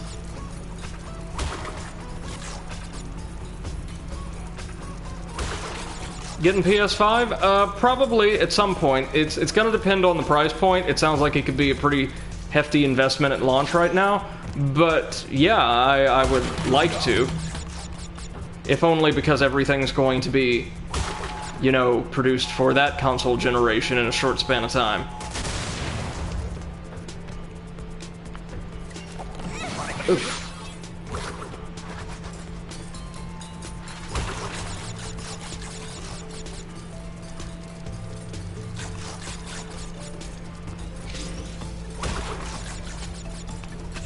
Oh, that was my mistake.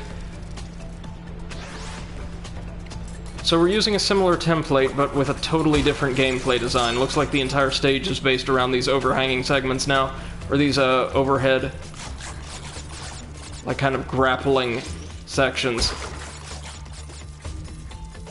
Which certainly does change things up.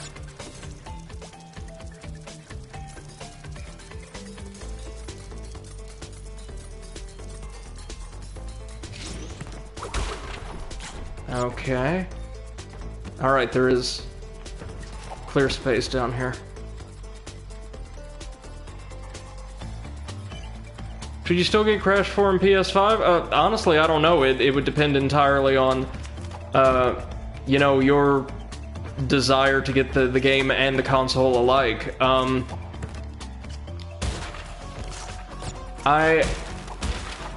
would say, like, the PS5 is going to be a worthwhile investment at some point. Probably don't want to just dive straight into paying full price for one at launch, because who knows what state it's going to launch in, or what the launch library is going to be like. Maybe just wait a couple weeks to get some general reviews, or wait until there's some kind of markdown around a holiday or something like that. Could be what I end up doing. MC2M says 4 crashes on PS5 sounds like a deal. Well, if our experience on this channel has been any indication, PS4 suffers some pretty frequent crashes, so yeah, I would take just 4 per console total. That's right up my alley. PS4 still great? Oh no, it is. Oh, and that was a secret warp area. Okay. We unlocked the Hang In There Maybe trophy. It's going to give us the crystal, and I take it we... Yep. Now we can complete Road to Ruin, it looks like. No, not quite yet. Well, we unlocked that at the very least.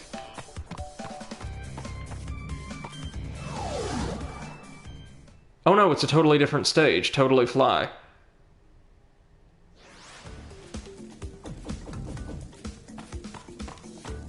Interesting. Oh!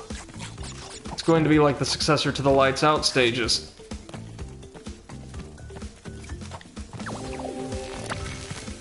Only with special pickups replacing Aku Aku.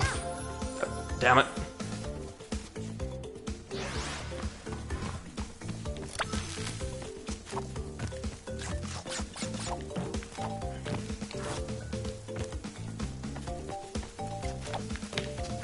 I take it, since it doesn't appear to have a crystal associated with it, this stage just nets us, like a gem for completion? Oh, cripes.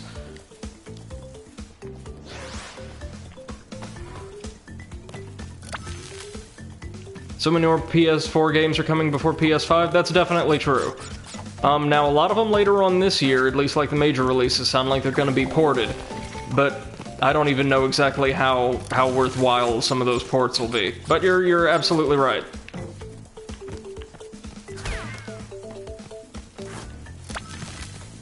There we go.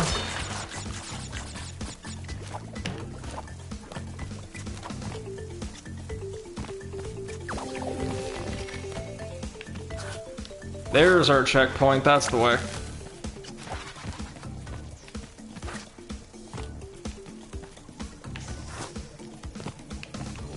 Luckily the enemies give us a bit of light, even if we lose our firefly.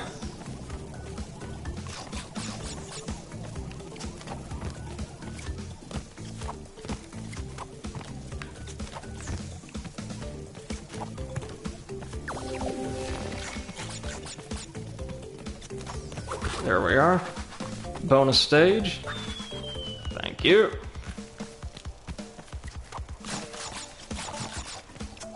Oh, and even this makes use of the special mechanic for the stage.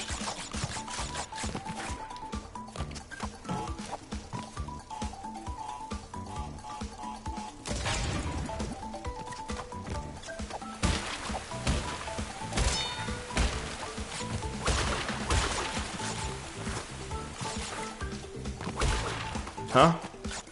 Oh, we missed two. Oh, no. No. Wait, no, we missed the nitro crates, right? Ah. No worries. MC2M said never earned a single PlayStation? Well, especially nowadays with so much cross-platform availability for things like Steam, or other, like, PC storefronts, you don't absolutely have to if you want to play most things, especially like smaller indie projects, like all of those crossover.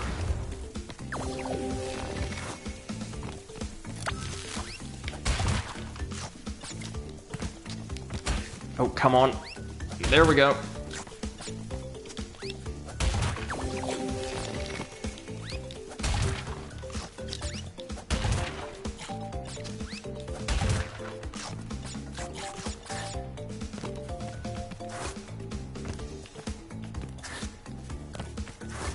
So at least this stage just appears to be kind of tricky without the fireflies, not impossible, as the dark stages in the first game were without, Aku Aku. And there we go. Got us a nice shiny gem.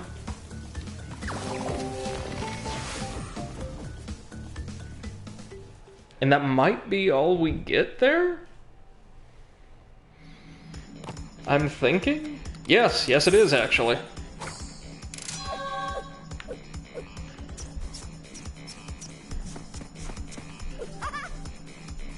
Well, that was cool.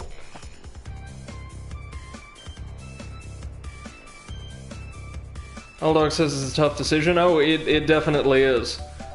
But honestly, if it's a tricky decision and it's a major investment like a new console or something, that's when I would say just save your money until it's not a fiscally or a personally tough decision, you know, like it's something you really want and you're going to be able to take the hit for no problem.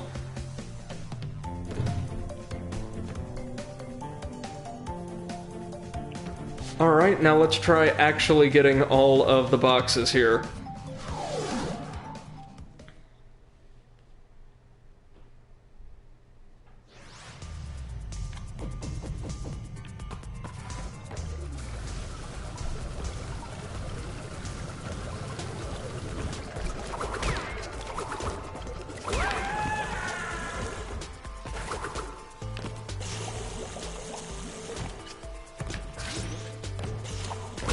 Alright, and they're going to start charging at me right about now, I think.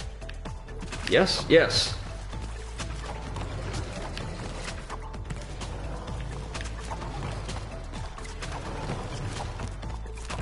Oof. In exactly the wrong place.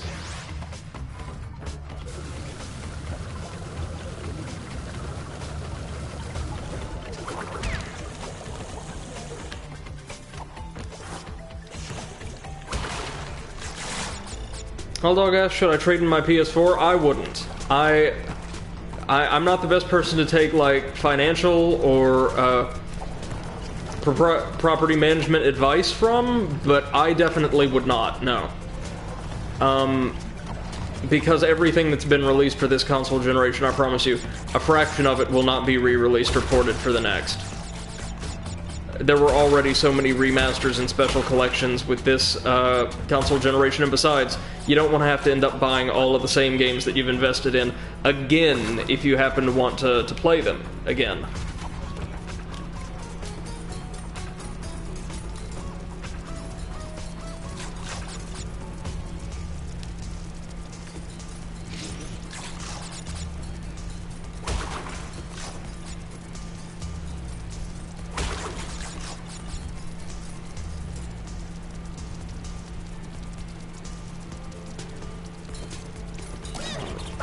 Dang it.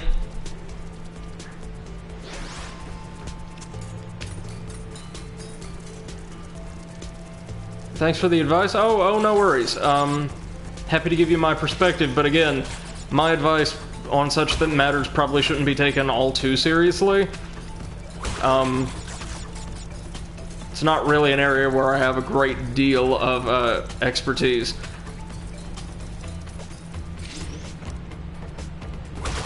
I never trade in anything, really.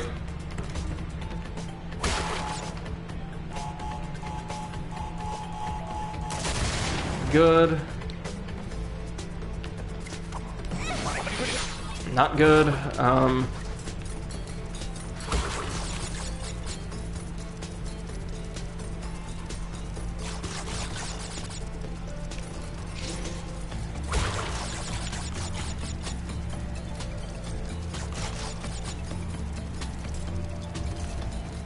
Okay. We might get it. Good, good, good.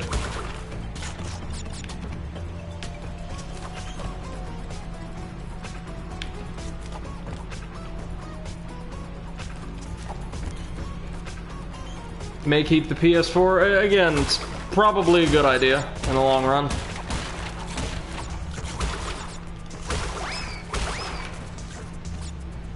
Alright, so there's got to be a ton of boxes down here.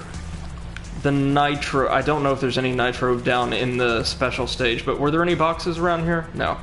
Just checking. Okay, so maybe a little bit more... Oh, we do have a bonus stage, though.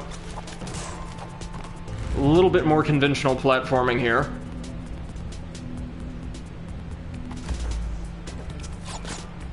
Oh, yeah, and here's where most of our errant boxes were.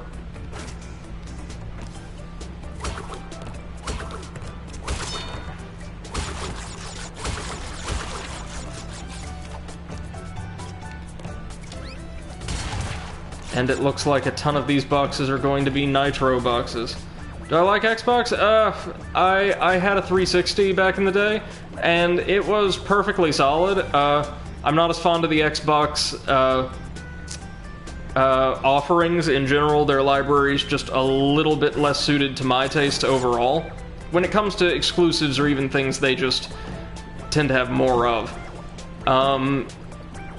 And I'm not the biggest fan of Microsoft's business model, or their ideal business model. Damn it! I should have seen that coming. The spin usually does not break until you hit the ground. That's right.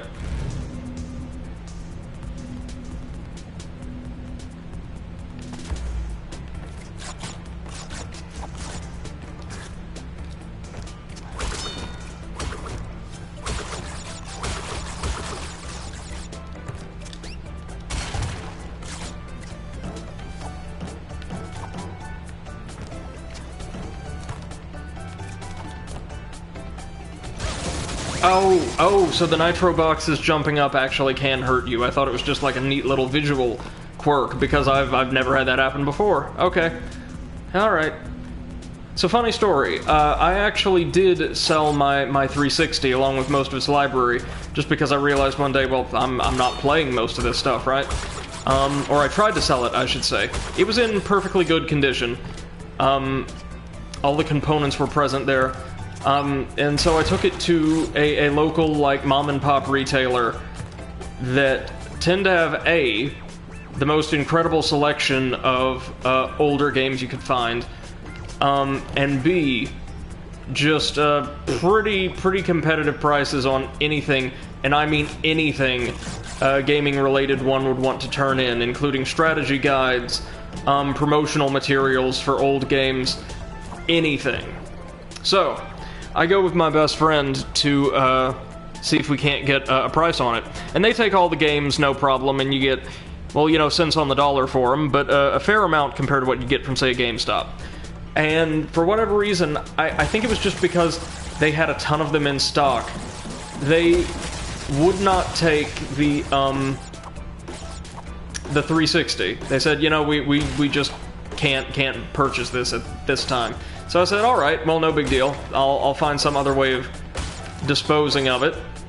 You know, find somebody who might want one in my social circle. Just make a gift of it or something. And on our way out of the shop, having been told that my 360 effectively isn't going to bring in any money, by total accident, I, like, stumble over the curb, and it slides perfectly out of my hands and into, like, 4 or 5 pretty hefty-looking chunks in the parking lot. And, like, I was so tempted just to leave it there as a perfect monument to that little moment. But it was like, as soon as it could no longer serve me, it exited my life. Okay, this should do us? Yes.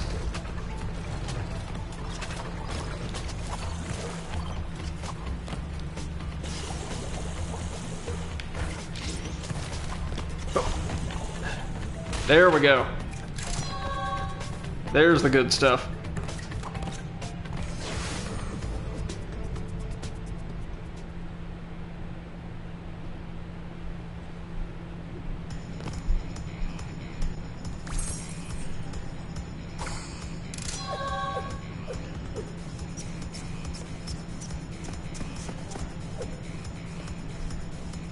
Alright, let's see what's up next.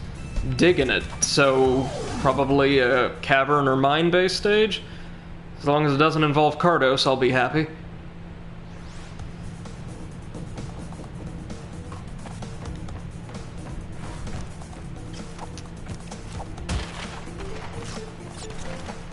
Helldog, I'm not going to go into, like, just a ton of personal information, if that's alright. Oh, so we actually cannot hurt those plants if they shelter, even with a jump. That's interesting. So what on earth are we to do? Well, I guess about them, nothing, right?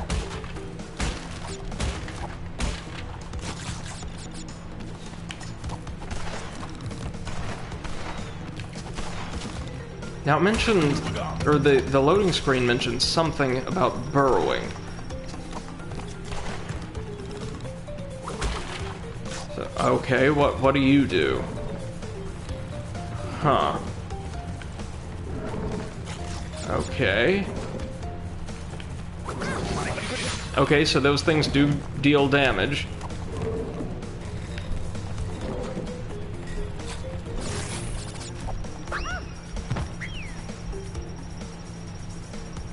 This is very strange. It's designed like a chase level.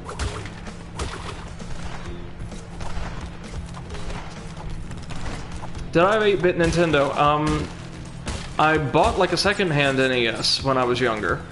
Never did a whole lot with it though.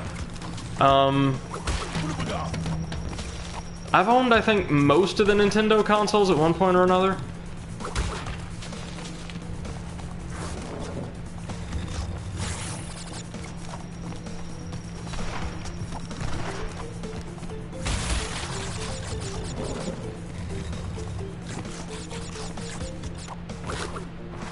Now, where are all our boxes going to be here?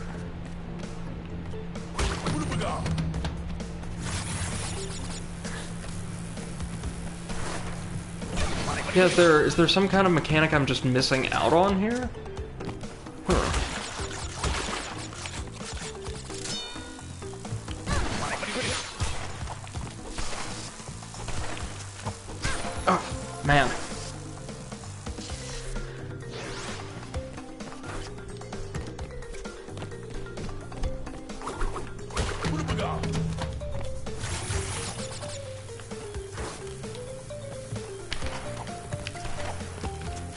first game console? I'm trying to remember, actually. It was either an SNES or a GameCube.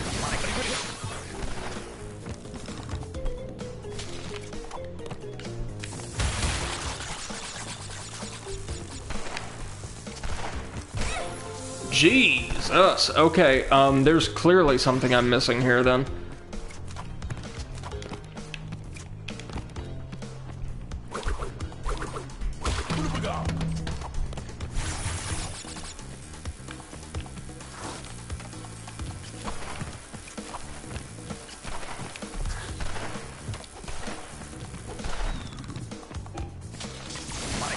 Of course.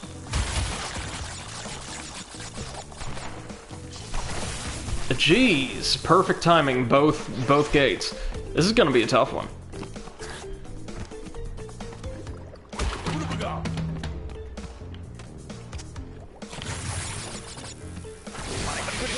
Okay, that was just poor playing on my part. NES was your first? It's a great console. A lot of classics on that system, but also a whole lot of crap. Just had a very large library, not just by the standards of the time, but by the standards of, well, any platform overall.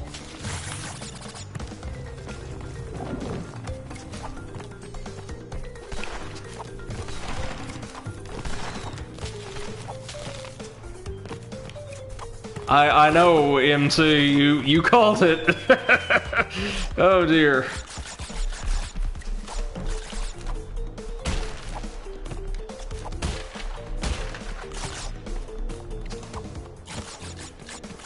NES was great, and if I recall, it was also extremely developer-friendly.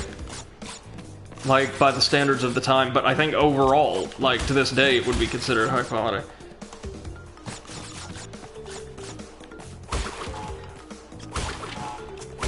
Again, not going to give out, like, a ton of personal information, but I will say I'm a post-grad.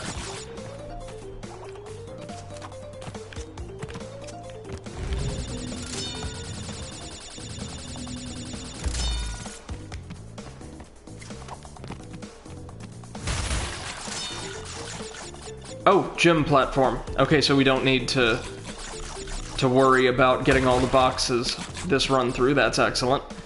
Meaning that's gotta be a purple gym platform. Oh no.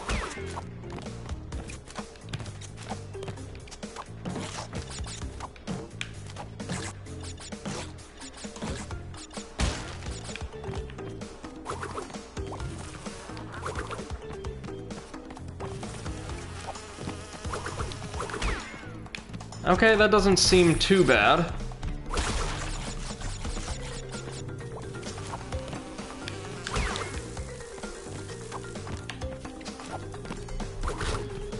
But they're about to crank things up, aren't they? Yep, more of these guys. Ooh. Okay, what on earth are we gonna do here? Is a degree worth it? Oh yeah, absolutely. Absolutely. Depending on your field, the quality of your credential, or I should say the utility of your credential, could vary greatly. But generally speaking... Oh! If you hold down the square button, you can actually burrow underground. That's how you do the burrowing thing. And trivialize these guys, I would imagine. Very nice. That wasn't ever properly explained to us, but, nice nonetheless. But no, for today's workforce, it's almost essential that you get at least a baccalaureate in order to, earn a pretty solid and comparatively enjoyable position, but also, the plethora of developmental experience one can accrue through participation in a professional academic setting, like college. Social benefits, intellectual benefits, professional benefits, are really, really significant as long as your education is quality, right? Because so much of what we do in the field is totally unrelated to coursework. It's about helping people grow as just human beings. What major? Well, it depends on what field you would be interested in.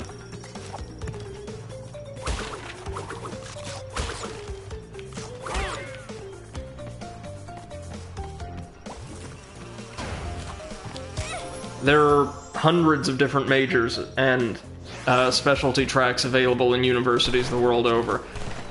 Everything from, like, your basic, like, math, bio, political science, what have you,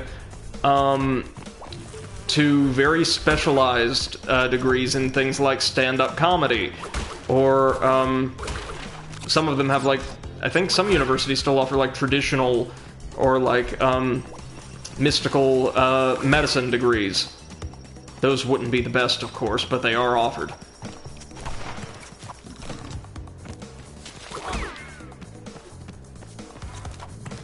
What pays the most? Oh gosh, well again, that's going to depend on country, location, all of that. I would say sustainability is always going to matter more than a wage. So you want a job that you know will be there for you, provided you earn it, you know, 10, 15 years down the road if need be. You don't just want to gain as much money as possible and then, well, be out of a job and burn through that money. Cortex has almost completed the new space station. Something's not right with his statements. Beware the tricks he's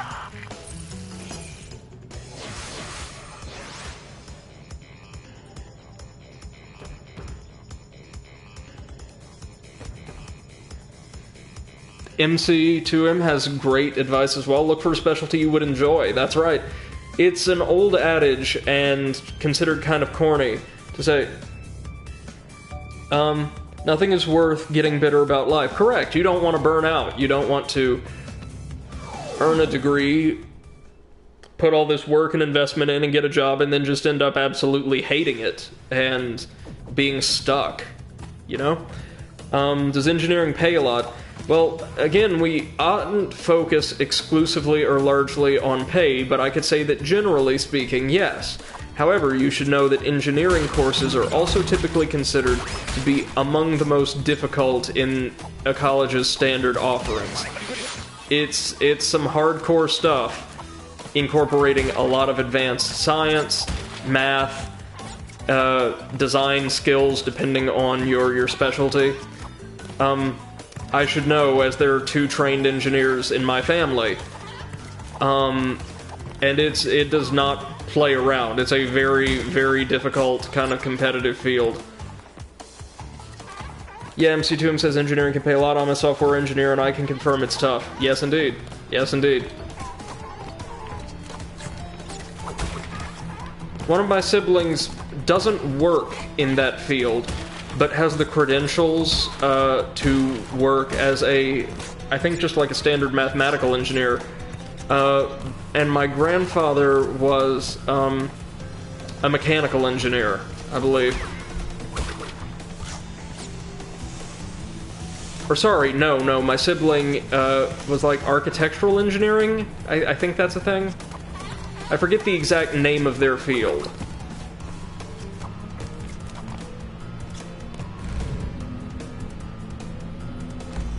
And yeah, everything can pay a lot. Depending on, like, where you're working and in what capacity.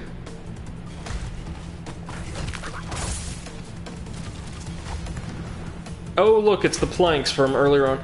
A degree in engineering opens doors to many fields. That's very true. And increasingly true, seemingly every day, damn it.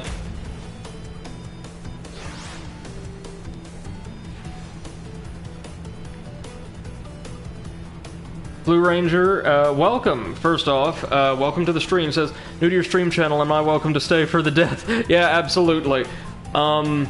These games are difficult, man, I gotta say. Harder than I would have anticipated. A great time, but tricky. Like all of the great old platformers. Let's get those synced up a little bit better. There we go. I'm glad you're here, by the way. I hope you're doing well this evening, Blue Ranger. We're always glad to have folks around.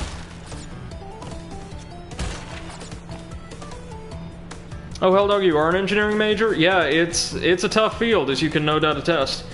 But, there's so much you can do with it, and so much good in the world you can do with those skills and the concomitant credential. Alright. So we've got enough lives that I'm not just agonizing over breaking all of the crates and collecting the fruit. I just need to smash these boxes for that gem.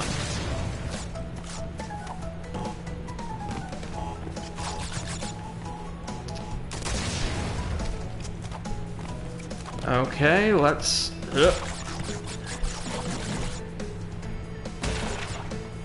Blue Ranger says, if only 5-year-old me could see Crash 4's happening. I'm 25. Yeah,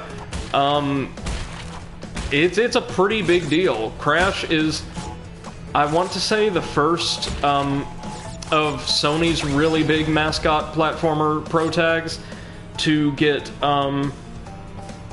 to get a new entry in their series in their traditional style in ages.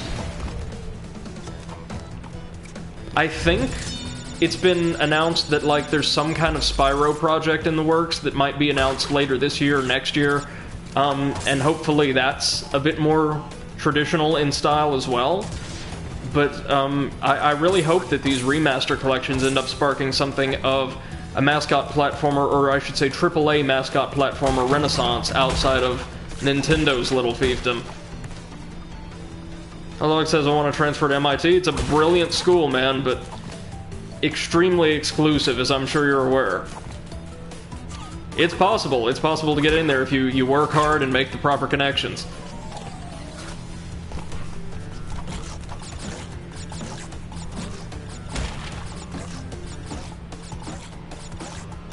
Most of my students are, or the students I've been fortunate enough to have thus far, have had majors in the arts. Arts and humanities. So, oh man, it's another gem platform. You kidding me? So I know precious little that would be of use to anybody in the applied sciences, outside of standard academic advice you would give to anybody. Blue Ranger says, I've never played Spyro. I want to play the remaster, but don't know. Well, after I'm through with the Crash Trilogy, I plan on streaming Spyro 2 and 3. We tackled the first, before Crash 1, and it was really good. It was my first time really experiencing a Spyro game.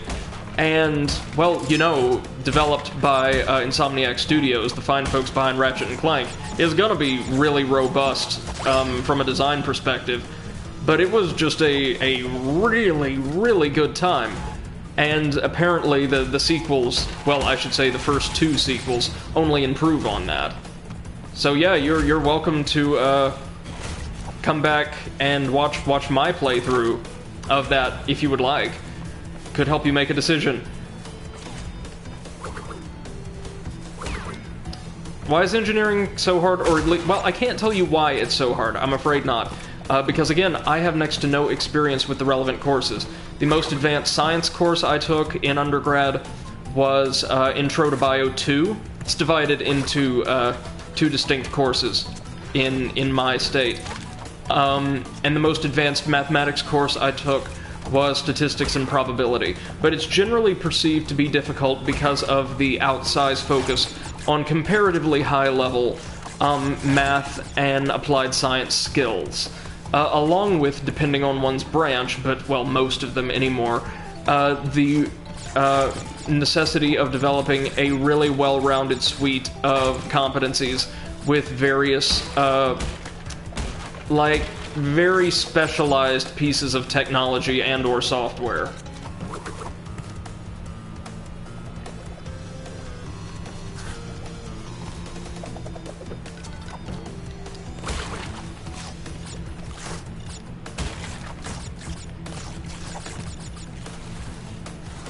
Wait, can we... Is there something back here? No. MC2M says, engineering's hard because you're learning a new perspective on everything. You have to consider the world in a much more abstract way, that and learning all manners of tools, math being one tool amongst many. Yeah, but like in the popular consensus when I talk to other students who are not part of the engineering world, they will immediately say like, oh god, the math must make that so hard, and you know, being a humanities and social sciences guy, I'm like, yeah, there's a reason I'm over here. Oh, this is gonna be rough. Math is fun. It's wonderful that you enjoy that, really. Math is one of those things I think most people, damn it, either really, really love or really, really hate. Depending on, well, just a personal passion for the things you can do with it, but also how intuitively it comes to them. I'm one of those rare people who's actually kind of ambivalent. I think math's an alright subject. A lot of what it deals with is a little, like, dry for me, even like the applications. But again, I'm in social sciences and humanities, meaning my job is to tell cool stories, and that's about it. Blue Ranger says, if you're studying engineering, can we have space travel or hoverboards? Oh, I wish. I wish. Is organic chemistry hard? Oh, yes. Yeah. But, again, I wouldn't try to avoid a career path or a certain school of knowledge because of its perceived difficulty. Remember, not everyone's going to find things as difficult as everybody else. Like, difficulty or perceived interpreted difficulty is not universal. For instance, I'll use a gaming metaphor because that's what we're about here. Well, we talk about video games and we talk about school, so it's like we're eternally 12. I and my best friend are huge fans of the Soulsborne series, the Souls-likes, the whole thing. And I remember Bloodborne in particular was a game that we had extremely different experiences with. Though we both absolutely adored it, it was universal that if he had an easy time with a given boss or area or something, it would have just, like, run me through the wall, and vice versa. There's a particular boss that's known for its ridiculous difficulty compared to where it's encountered in the game, the Shadows of Yharnam. Very well-designed fight. He was just ripping his hair out with that particular fight, and I got it by complete accident wandering into the arena, like thinking I was going elsewhere. Okay, we're going to have to... Wait. I cannot believe I forgot about this. Guys, if I'm remembering my Cortex Strikes Back correctly, and based on popular consensus, absolutely nobody ever should, I think when you're on the ice, you can crawl to gain all of your traction. MC2M says, the thing is, math is an acquired taste, organic chemistry is fun, trademark. I wouldn't know. I know you can do some wonderful things with it. And all the folks I've met who are in chemistry seem like wonderful folks. A pure degree in math is the highest math. Yeah, and, oof, weep for those people. Helldog asks, what's the highest math? Yeah, like just a pure mathematics degree would be. And most folks in the wider world, like outside of the academy, who extensively use math in their job, do not have degrees in pure mathematics. It is on its own. As MC2M says, it's really like a tool used as part of a more comprehensive professional suite. More often than not. Math by itself is a pretty rare thing to find someone specializing in. Check this out. Now, if I build up traction, and I build up traction, and I build up traction, yes, you press the circle button, as long as you don't have your hand on the control stick. And I think it brings Coco to a complete stop. Well, faster than normal, anyway.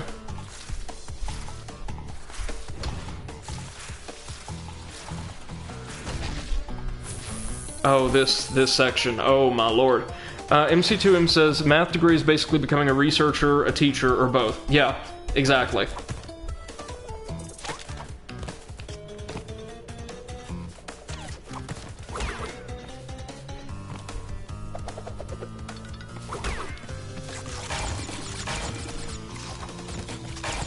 I have all the respect in the world for, like, professional math teachers at any level, because damn it, this stage. It's always, notice it's always the 2D side-scrolling ice sections that get to me. But because math teachers have such a thankless job, not only working with pretty complex material, especially at like the collegiate level, but teaching the types of courses that most students, even those from like, you know, materially adjacent fields, aren't terribly enthusiastic about. So kind of having to just marshal young people through an experience that they're not enjoying, that more often than not. That's gotta be rough. But, you know, we've got so many wonderful educators who do it every day, all day, every day. But to give you an idea how rare a degree in pure math is, my stats and probability teacher in undergrad was actually an environmental, I think she was like an environmental biologist or biochemist or something. But she had a science degree, technically, not a pure math degree. Okay.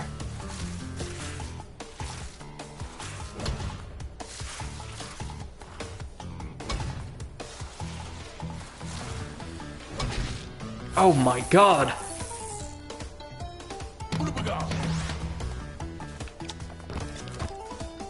Well, also, if you're trying to determine, like, the best fit career for you, something I would encourage, because, well, it's what they do all day, and my experience with such individuals has been uniformly phenomenal, is go talk to the advisors at your college's either advising center or in your relevant department or college. So if your major, the majors you're looking at, are in the College of Liberal Arts, or the College of Physical and Applied Sciences, or the College of Education, or wherever, go talk to some of the personnel from that college in their offices. See if they can't give you a better idea or a better handle of how well you or your interests would fit their offerings. And again, just, like, it is not a good idea to make this all about money. It's really not.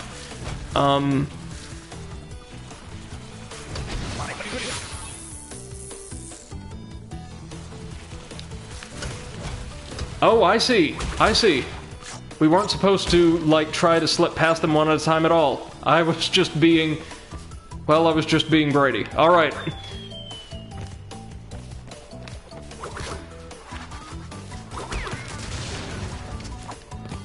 Lots of nitro crates in this stage, eh?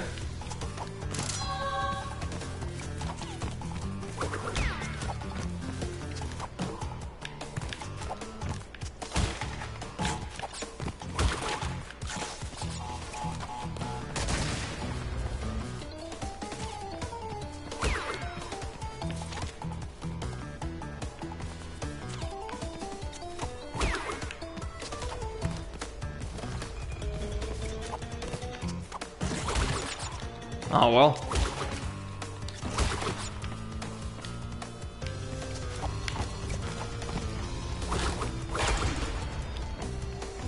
Only 14 nitro crates we didn't detonate? Feels like there should be more, huh?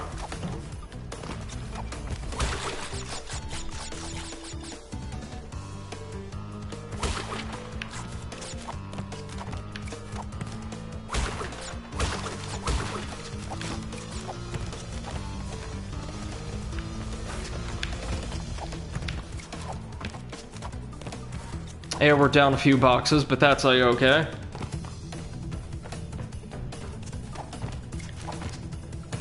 They're probably going to be on the gym path.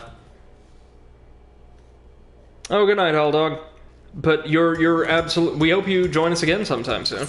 But you're absolutely right, MC2M. Those fields in particular are extremely demanding. And they're the kind of thing you've got to go into with either a deep passion, a great deal of, like, dedication. Like, I do know some people who are like, oh my god, I am blown away by the job opportunities available in this field. It's not what I'm on fire for personally, but, like, I'm just going to get that money. I'm going to work my ass off for years and years, right? And they do. Oh.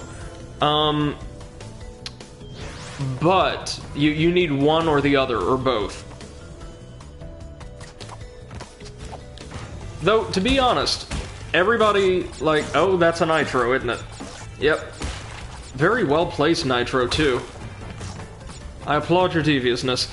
A lot of people seem to think just because there's so much talk about, you know, the STEM fields anymore, that, like, social and behavioral sciences, the humanities and all of those, at least academically, are, like, comparatively easy degrees. And I'll say from personal experience, no, that's not true at all. They just require a different set of competencies. And they're not typically included in national conversations about the types of degrees people absolutely must try their best to get their mitts on, you know?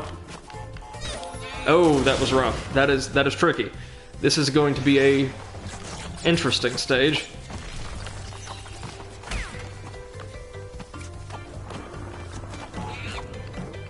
There we go. That's what we want to do. Oh, damn it! The damn nitro can jump. No field is easy if you dedicate yourself to it. Well, if you want to go in at the upper levels, I guess that's true. I would actually say no field is just grueling if you do your very best.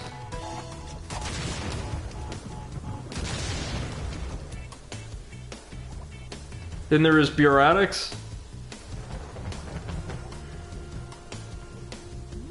What on earth is that? Like a management degree in your region, or?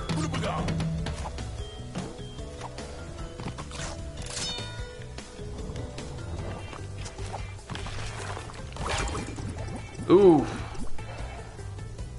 Oh, that's good. What's the name of this stage? Ruination. Yeah, that sounds about right.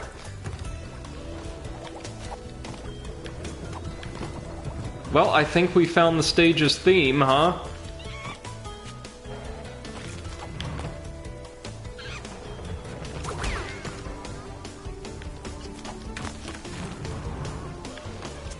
Oh, totally not Donkey Kong is back.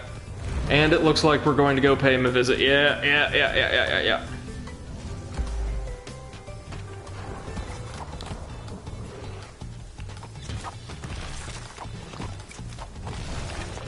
Oof.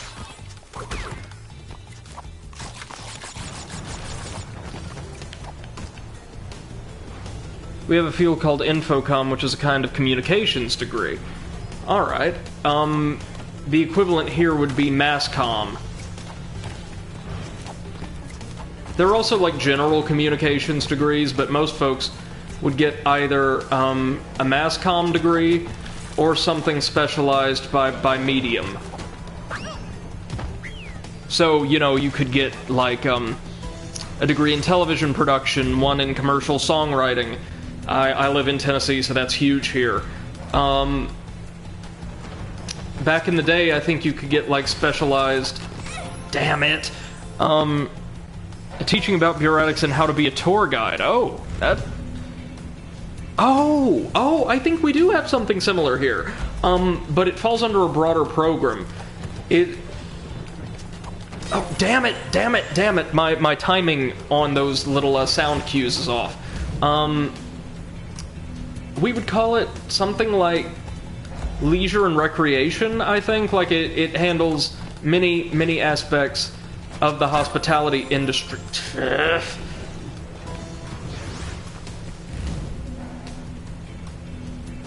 The timing here has to be so tight.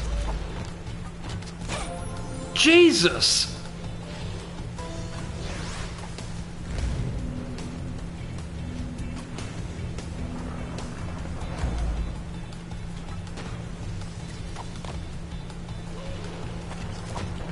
There we go.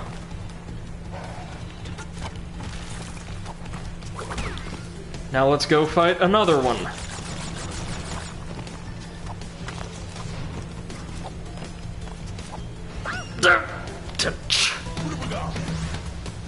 Wow, this is brutal.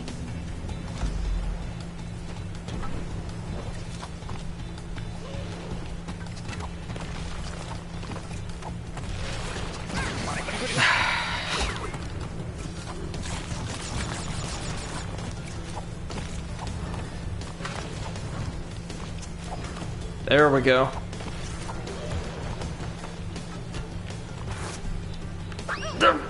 God damn! This is... I was not expecting this out of nowhere in one of these stages. I would expect this for, like, maybe another Death Path, stage. Really now?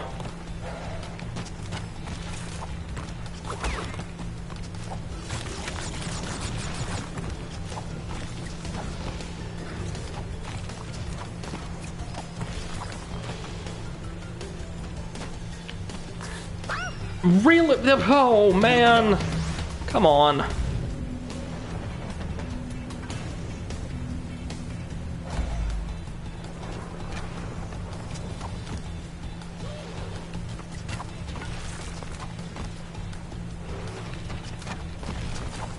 Okay.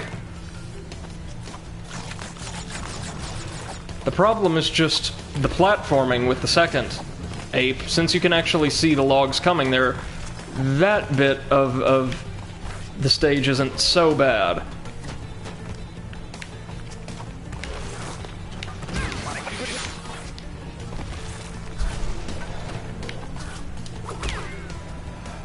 There we go. Oh no, more of these.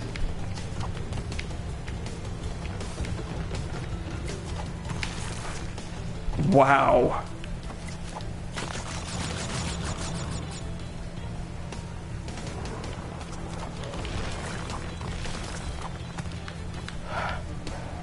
MC2M says, yeah, we had someone learning infocom with us in our group student apartments. Imagine that with a bunch of political science and economics, engineering, and chemistry students.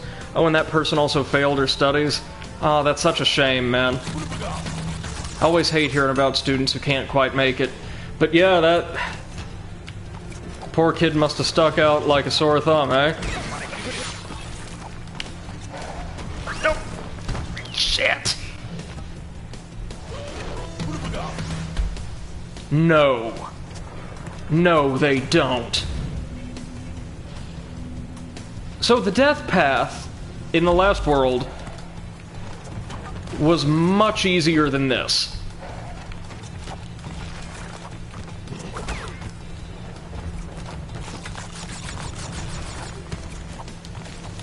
It also wasn't a friggin' gauntlet that goes on for... Jesus! I'm sorry, I'm so sorry, folks, but I'm getting legitimately very frustrated right now.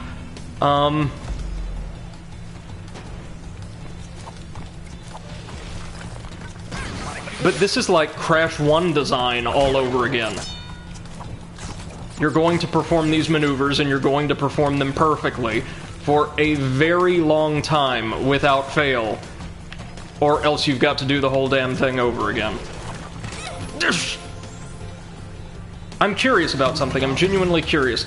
The way the logs spin off screen afterward, can we spin them out of the way? Let me try that. Oh my god, we can. Well, that just trivialized this whole damn thing. They don't exactly communicate to you that you can spin the logs, especially since, well, I mean, jumping on them doesn't do anything, and generally the rule is when a non-spiked enemy can't be jumped on, it can't be damaged any other way, usually. But, alright, yeah, let's give this our best.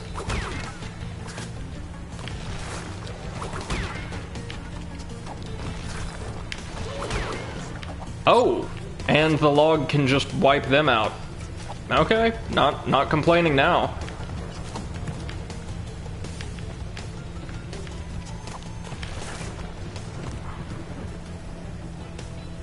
MC2M says it was sad for her, but she kinda was rather rude with us. Even more of a shame. Especially in an educational environment, man, like, I've never understood people with that kind of mentality towards others. We're all in this together, we can all help each other learn and grow, even if indirectly. And there's no reason to be anything less than lovely to the folks you're fortunate enough to be around. You know what I mean?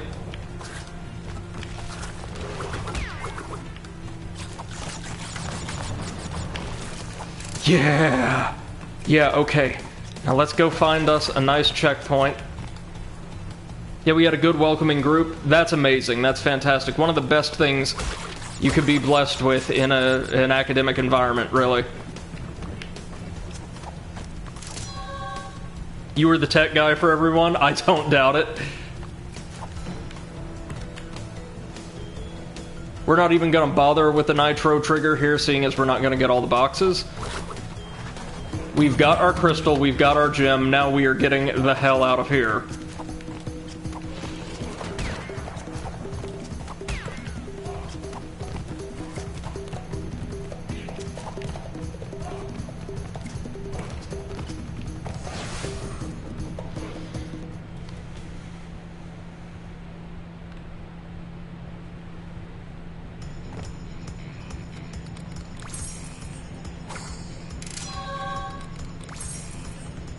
Now we've got a B-theme stage, maybe a running stage.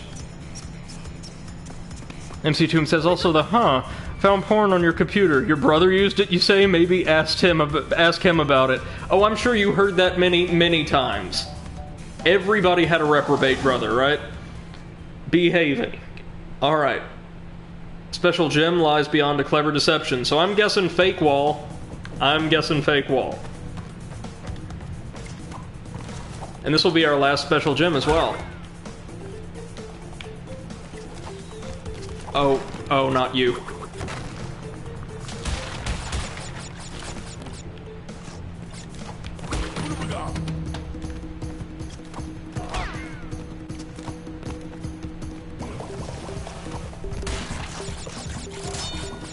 Alright, now let's look for anywhere that secret could be.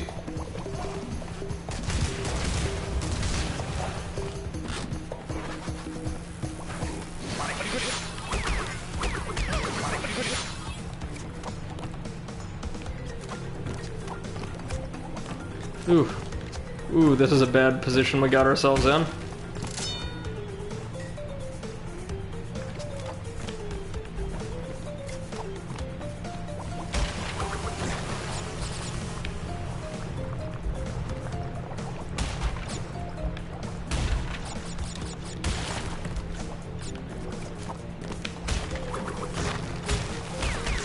Now, it doesn't pertain to, like, personal computers, but rather academic ethics. But, my bio teacher had the most incredible student one semester give him... Dang, this is gonna be rough. Well, that course was designed with 5 exams. And apparently, he had this one, like, absolute genius in that class who informed him, and I swear this is not a joke, his grandmother died before every single exam.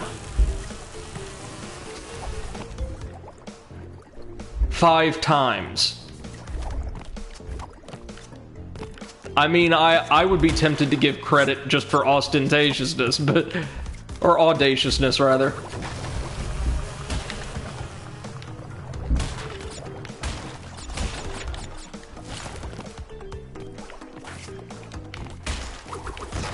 MC Tomb says that's one tough grandmother. Well, yeah, I mean, that poor guy probably lost her about 50 times between all his different exams. Oh, crap! Death does not keep her.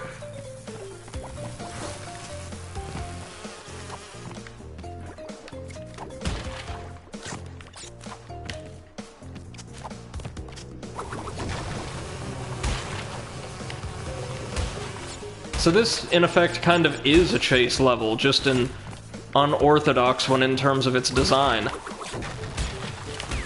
No, no, no, no, no! God almighty, we've actually been having a pretty breezy time of things tonight up until these last couple of stages.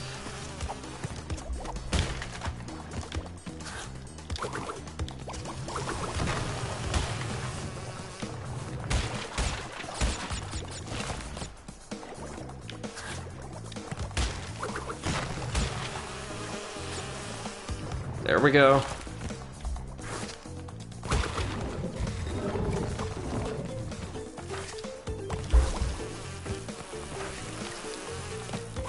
There. Whew.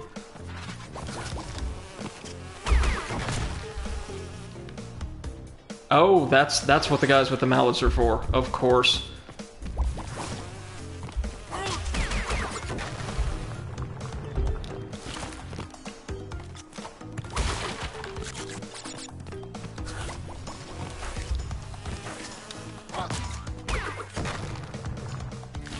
Oh, that's interesting.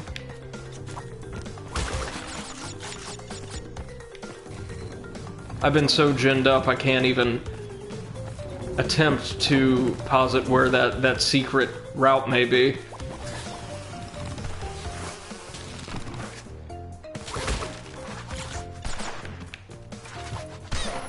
Of course. I mean, we are getting into the late game, this I know, but lord. MC2 says one of my issues at the time was to wake up on time. Oh yeah, college sleep schedule is usually pretty rough on a body.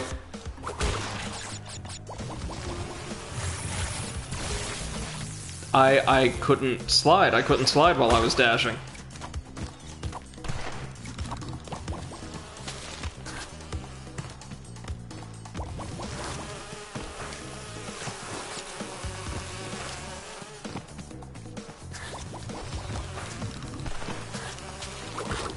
Bonus, thank you. MC2 says I'm kind of a somnambulist and would turn off my alarm in my sleep. Oh, that's rough. I'm sorry to hear that. It's the worst when you're trying to wake up on time.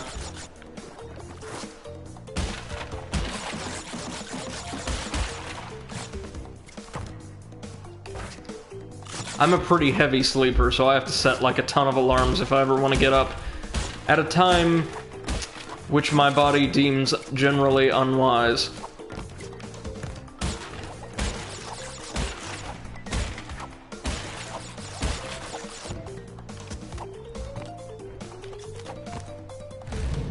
Oh, there's gonna be so many nitro crates in this stage. Not even funny.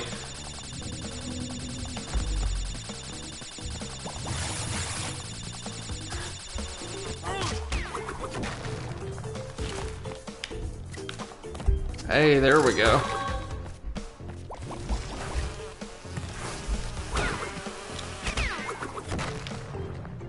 MC2M says, I needed to move my alarm all around the room in the end, just to remain active. I see, well, I have to set some of my alarms, like, physically as far away from me as possible. That way I actually have to get up in the night or early in the morning, as the case may be, and disable them. 92! Ah, hell. Well, wait, let's actually work our way back now. Because do you remember that kind of staircase of iron boxes covered with nitrous earlier in the stage?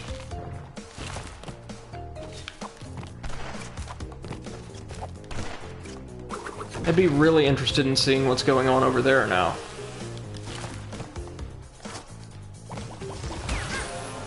Oh, or do we need like an Aku Aku to just tank the hit? I'm kinda leaning toward the latter right now, actually. Jeez.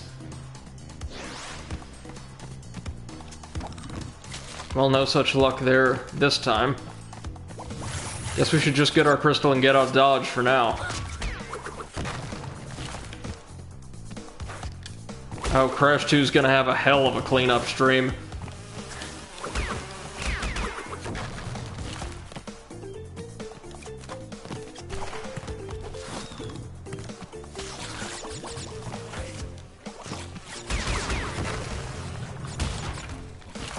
At least I think we know where the secret route is. Oh, I hate seeing that. It's the second time that's happened to us this world, too.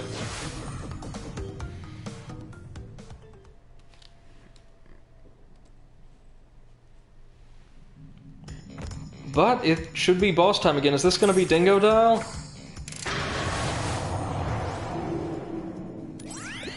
Crash, I have discovered that the opposition is being masterminded by Dr. Nitrous Brio, the inventor of the Evolvo Ray. Brio was responsible for our misunderstandings in the past. He forced me to assist him in his plot for world domination, and he's at it again. He will attempt to stand in our way. Be on your guard, Crash. I think they might have remastered or re-recorded all the dialogue for these games. Crystals to engine.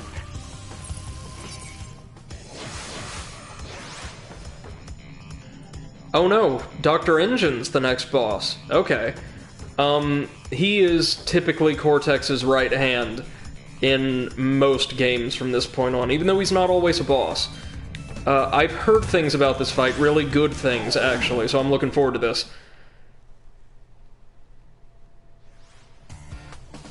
Yep, we're fighting a giant robot. Cortex said, "Give the 20 crystals you collected to me!" Yeah, this one's gonna work a little differently.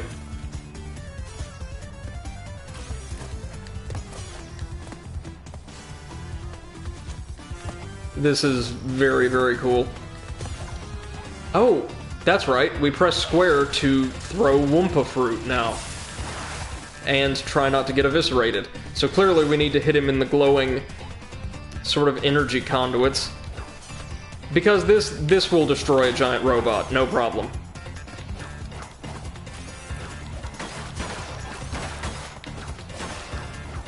I guess it will gum up his lasers, if given long enough, though.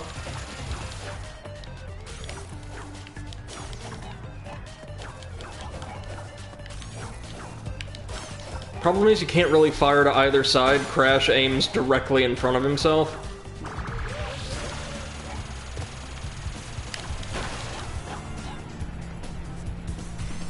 I think each of his health pips indicates a different component of the suit.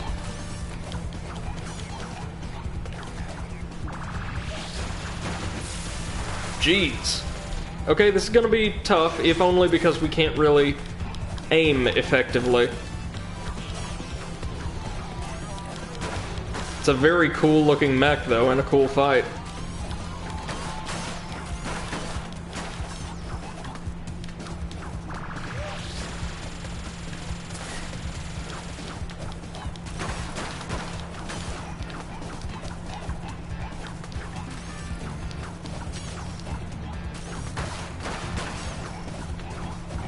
Well, looks like we damaged both of the arms pretty extensively.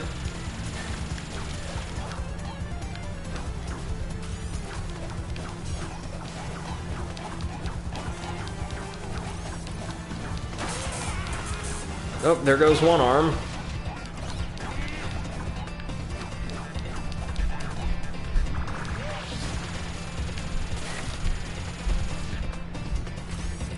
And now the next.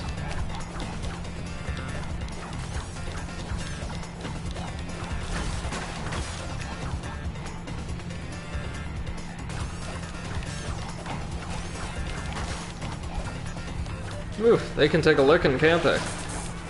Oh, there we are. So now some kind of missile pods on the shoulders, maybe? Did he just try to flip us off without some kind of appendage attached? That's actually kind of funny.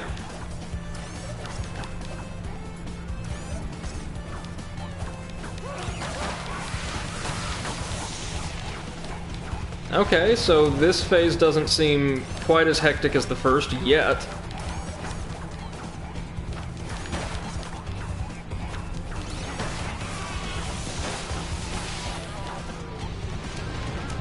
Our window to attack him is much narrower, but it seems like at least while both pods are active, he doesn't pose a really significant threat to us. Oh, there's one pod down.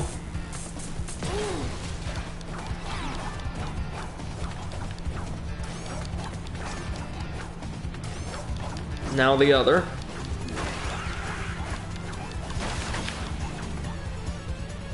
Oh yeah, that's what I was afraid of. The attacks themselves are gonna get a little trickier. please. I had to do this on Cardos. Those missiles don't frighten me.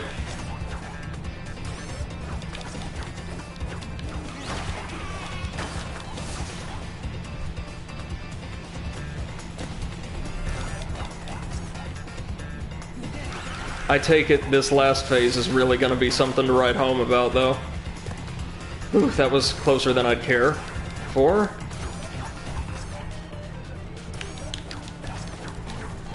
Come on now. Let him have it. MC2 says Cardos boss was better than you. Better than...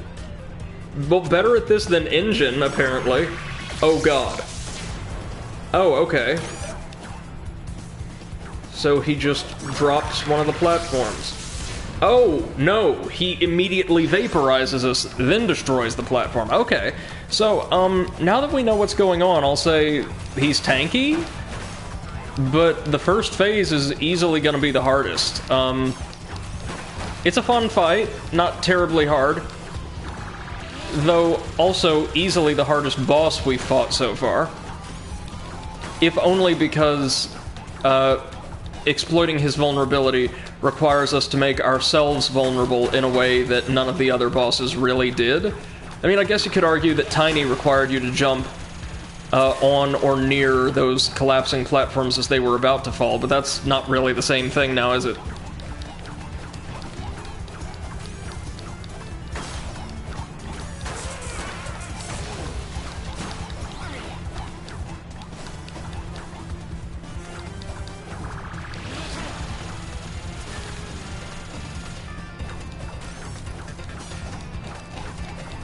As you would probably be able to tell by his stature, I don't think Engine is really capable of fighting us directly.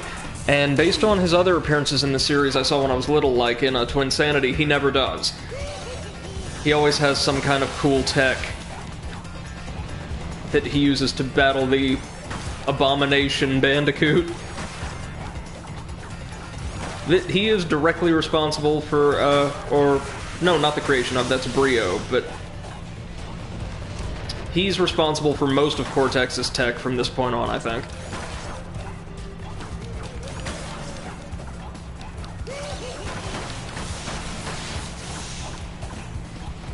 Good, so before we destroy one pod, both of them are vulnerable. MC2M says, I missed Sonic 3's last boss. Oh yeah, as platformers go, that was a really good one. If I'm remembering the correct boss. Could be Sonic 2 I'm thinking of.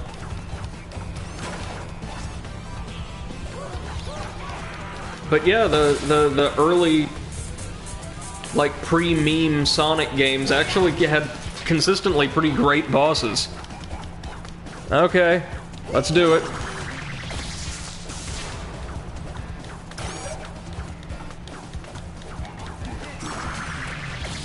So I noticed we can't really deal any damage to the laser even when it's deployed. Oh, no, there we go. We just needed one really good shot to that laser, and down he goes. We got the Mech Wrecked trophy, and get to move on to the 5th and maybe final world? But, this game's still got at least one more really good stream in it, because we are missing a whole hell of a lot of gems. Not that it matters.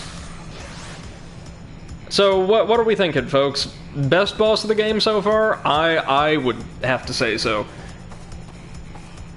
Just because even though it was simple, it was pretty cute and well designed.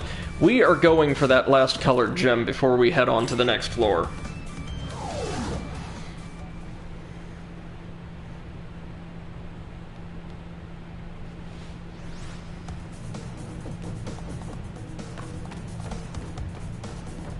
MC2M says mechanically simple, well designed. Yeah, and suitably flashy for this point in the game. Suits the character as well. I dig it, I dig it. Maybe the worst boss we've seen so far in terms of design would be, oh, would you say Ripperoo or the Komodo Bros? I'm inclined to say the Komodos, because even though they had a pretty cool concept, and their fight made clever use of both of their, like, physiologies, and the stereotypes one would associate with each, they were so incredibly easy, even for that stage of the game, that they weren't really engaging. Damn it. Oh, I skipped the Komodos was asleep by then. You can find the VOD either on this channel, or you can find it on YouTube, no doubt. It is an insanely simple boss. Basically, a short, stout little lizard man stands atop a pedestal in the center of what appears to be a fantasy Arabian tent, very slowly chucking scimitars at you, or not even really at you, just tracing the room with them in a sweeping line very, very slowly. And then a taller, thinner lizard man will start spinning himself around and charge at you again very, very slowly, exhaust himself after a few seconds, and then immediately get winded. You spin into him, knocks him into the center guy's pedestal, you deal a third of their health, or in damage to them, rinse and repeat. It never gets any harder except after they're down to their last pip of health. The big guy will occasionally throw a single scimitar, very, kind of underhandedly, directly at you, as you're trying to dodge the other guy. This has gotta be it, right? Yeah, see the deception. Those aren't actually nitro crates. And again, that was very well conveyed to the player through visuals. Well done, well done. I guess there's just that one warp, which ironically is not ironically, listen to me. I'm in the humanities, I should know better than to use that word inappropriately. That is oddly enough, oh god, not them again. At the very, or near the very beginning of the game, so one of the first instances of that we would expect players to encounter is the only one that's not really signaled in the least. And I find that very strange.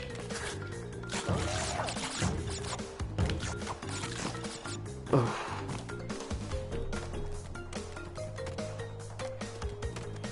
I love that Coco just takes her laptop with her wherever she goes. She was ahead of the times.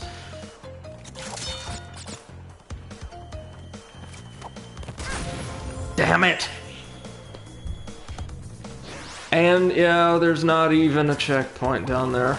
We have lost so many lives on this stage alone.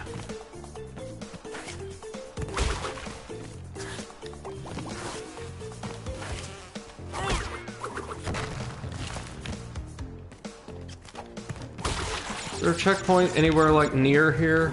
No.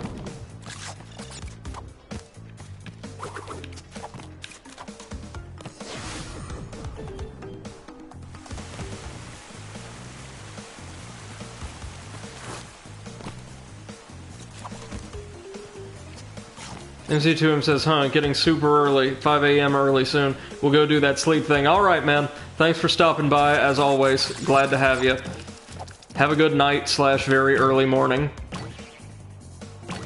We'll probably be back with more Crash tomorrow. Barring any further catastrophes with the course I'm helping teach.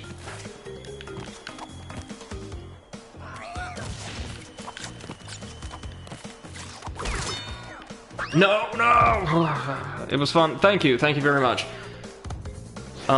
We are definitely getting that gem before I cut this stream, though.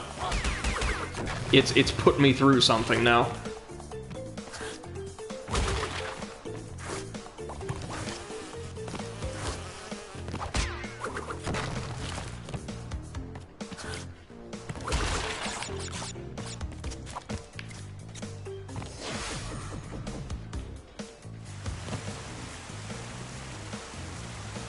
Alright.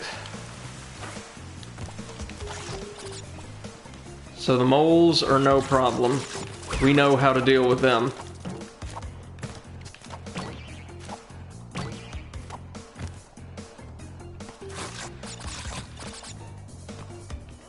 Next up, we've got the hunters.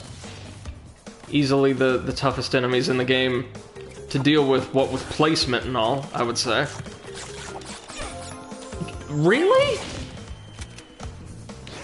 It's the first time I've ever seen one of those kill me because I didn't land directly on their back. Usually I thought, like, contact with the tail would do the job, but, huh. We might be here a while, folks, but we will leave with one of the harder gyms in the game, and be well on our way to completing the game. We've got just under half of the gems, which is, I mean, quite something. And with this, we should have all or most of the tools we need to get all of the white gems in the game. I don't know if it's going to do a thing like Crash 1 did, where certain stages have white gem requirements, like you have to earn X amount prior to being able to earn that stage's white gem, but if so, we'll cross that bridge when we get to it.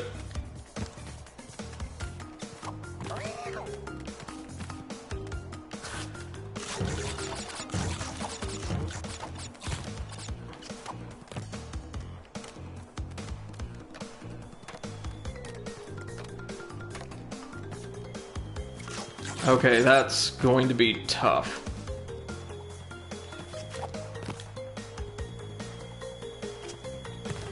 Okay.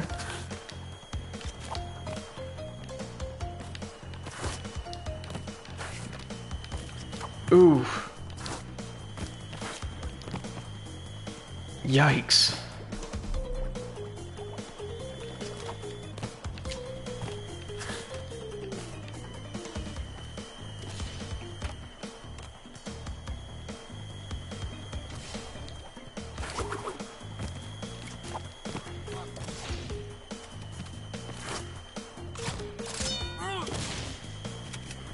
We get Aku Aku, oh thank you God.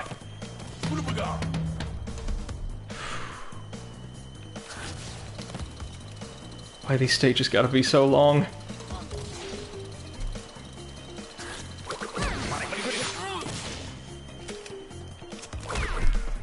There we go.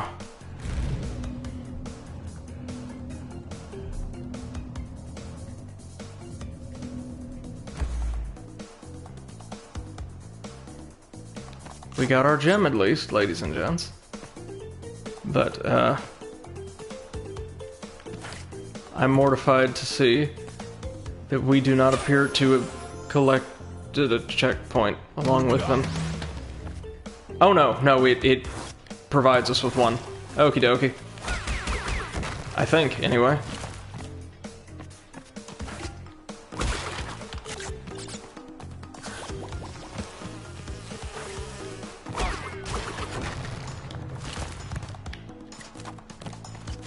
Were there any boxes down here I missed? I know we've got the gem, but I wanna double check that I didn't miss like those 2 boxes we need.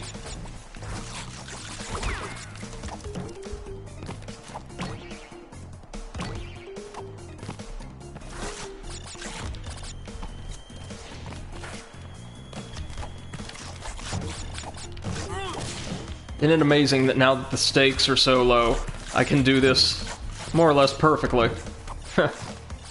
Well, we also kind of know the course now as well.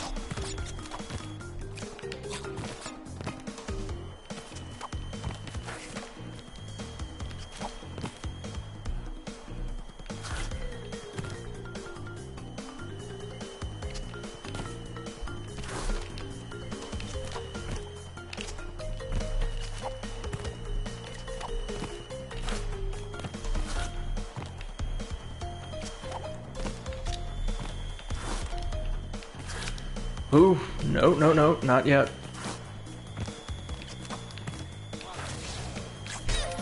Damn it. But, hey, at least we know there's no boxes down there now, right? Right, okay.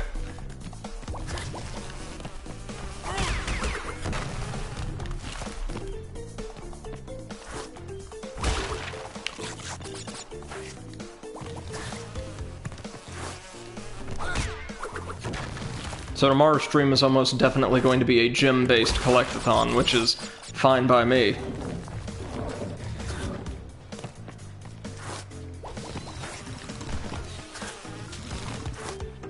You've got to, like, constantly be spamming the slide jump if you want to get any... or want to do a decent job of avoiding the bees, I should say. Oh, yep. There that went again. Well, we're losing almost all our lives on this one stage across 2 separate playthroughs. That's amazing.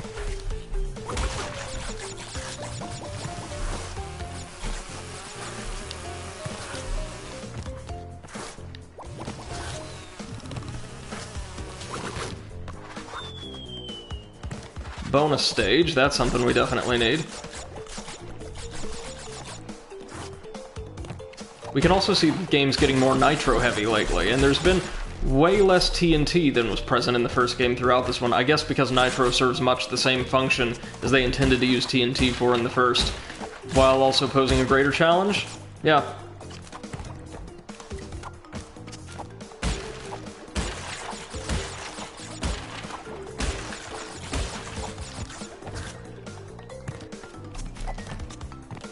Look forward to destroying the rest of those crates in a minute.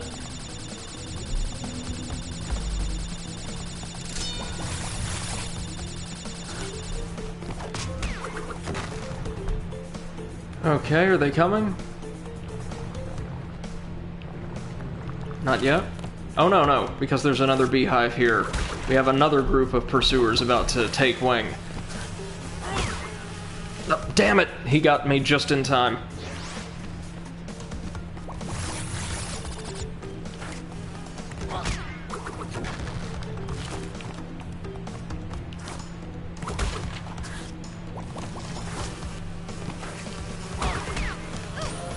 Really? This stage is frustrating. And it's not because there's a mechanic I'm not getting, like was the case with the last ruined Pillars level. Oh, crap. Seriously, we've lost over 20 lives on this stage alone.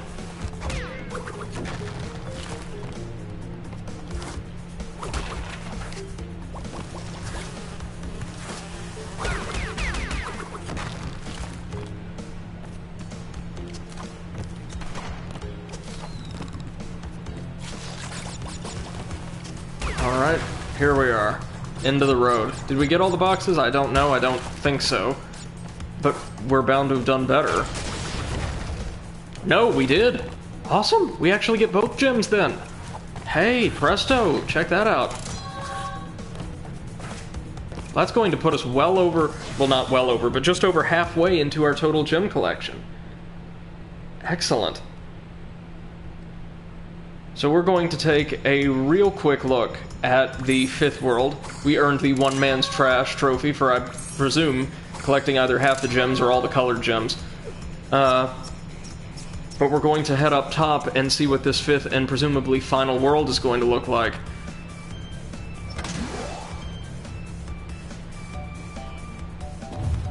Ooh, high tech, as you'd imagine. Piston it away. Rocket, which I think is kind of a famous stage. Night Fight, Pack Attack, and Spaced Out. Now maybe if we earn all the gems we do unlock a 6th stage, I've no idea. I don't think so, just given how many gems there are, but we might get like a bonus stage or two.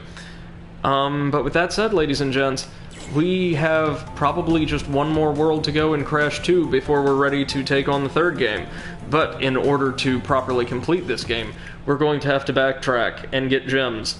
Like a whole lot of them. So expect us to do a lot of that in tomorrow's stream after we complete this 5th world, or like our first run through of it.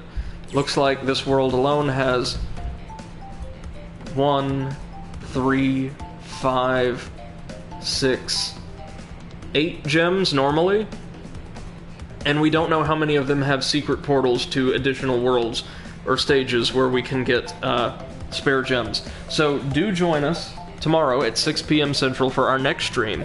And until then, I just want to thank everybody for sharing yourselves and your time with me this evening. It's been a pleasure chatting with y'all. I hope you've enjoyed your time here on the stream. Thank you all so much. Please, have a wonderful evening and take care of yourselves. We'll see you tomorrow. Bye-bye.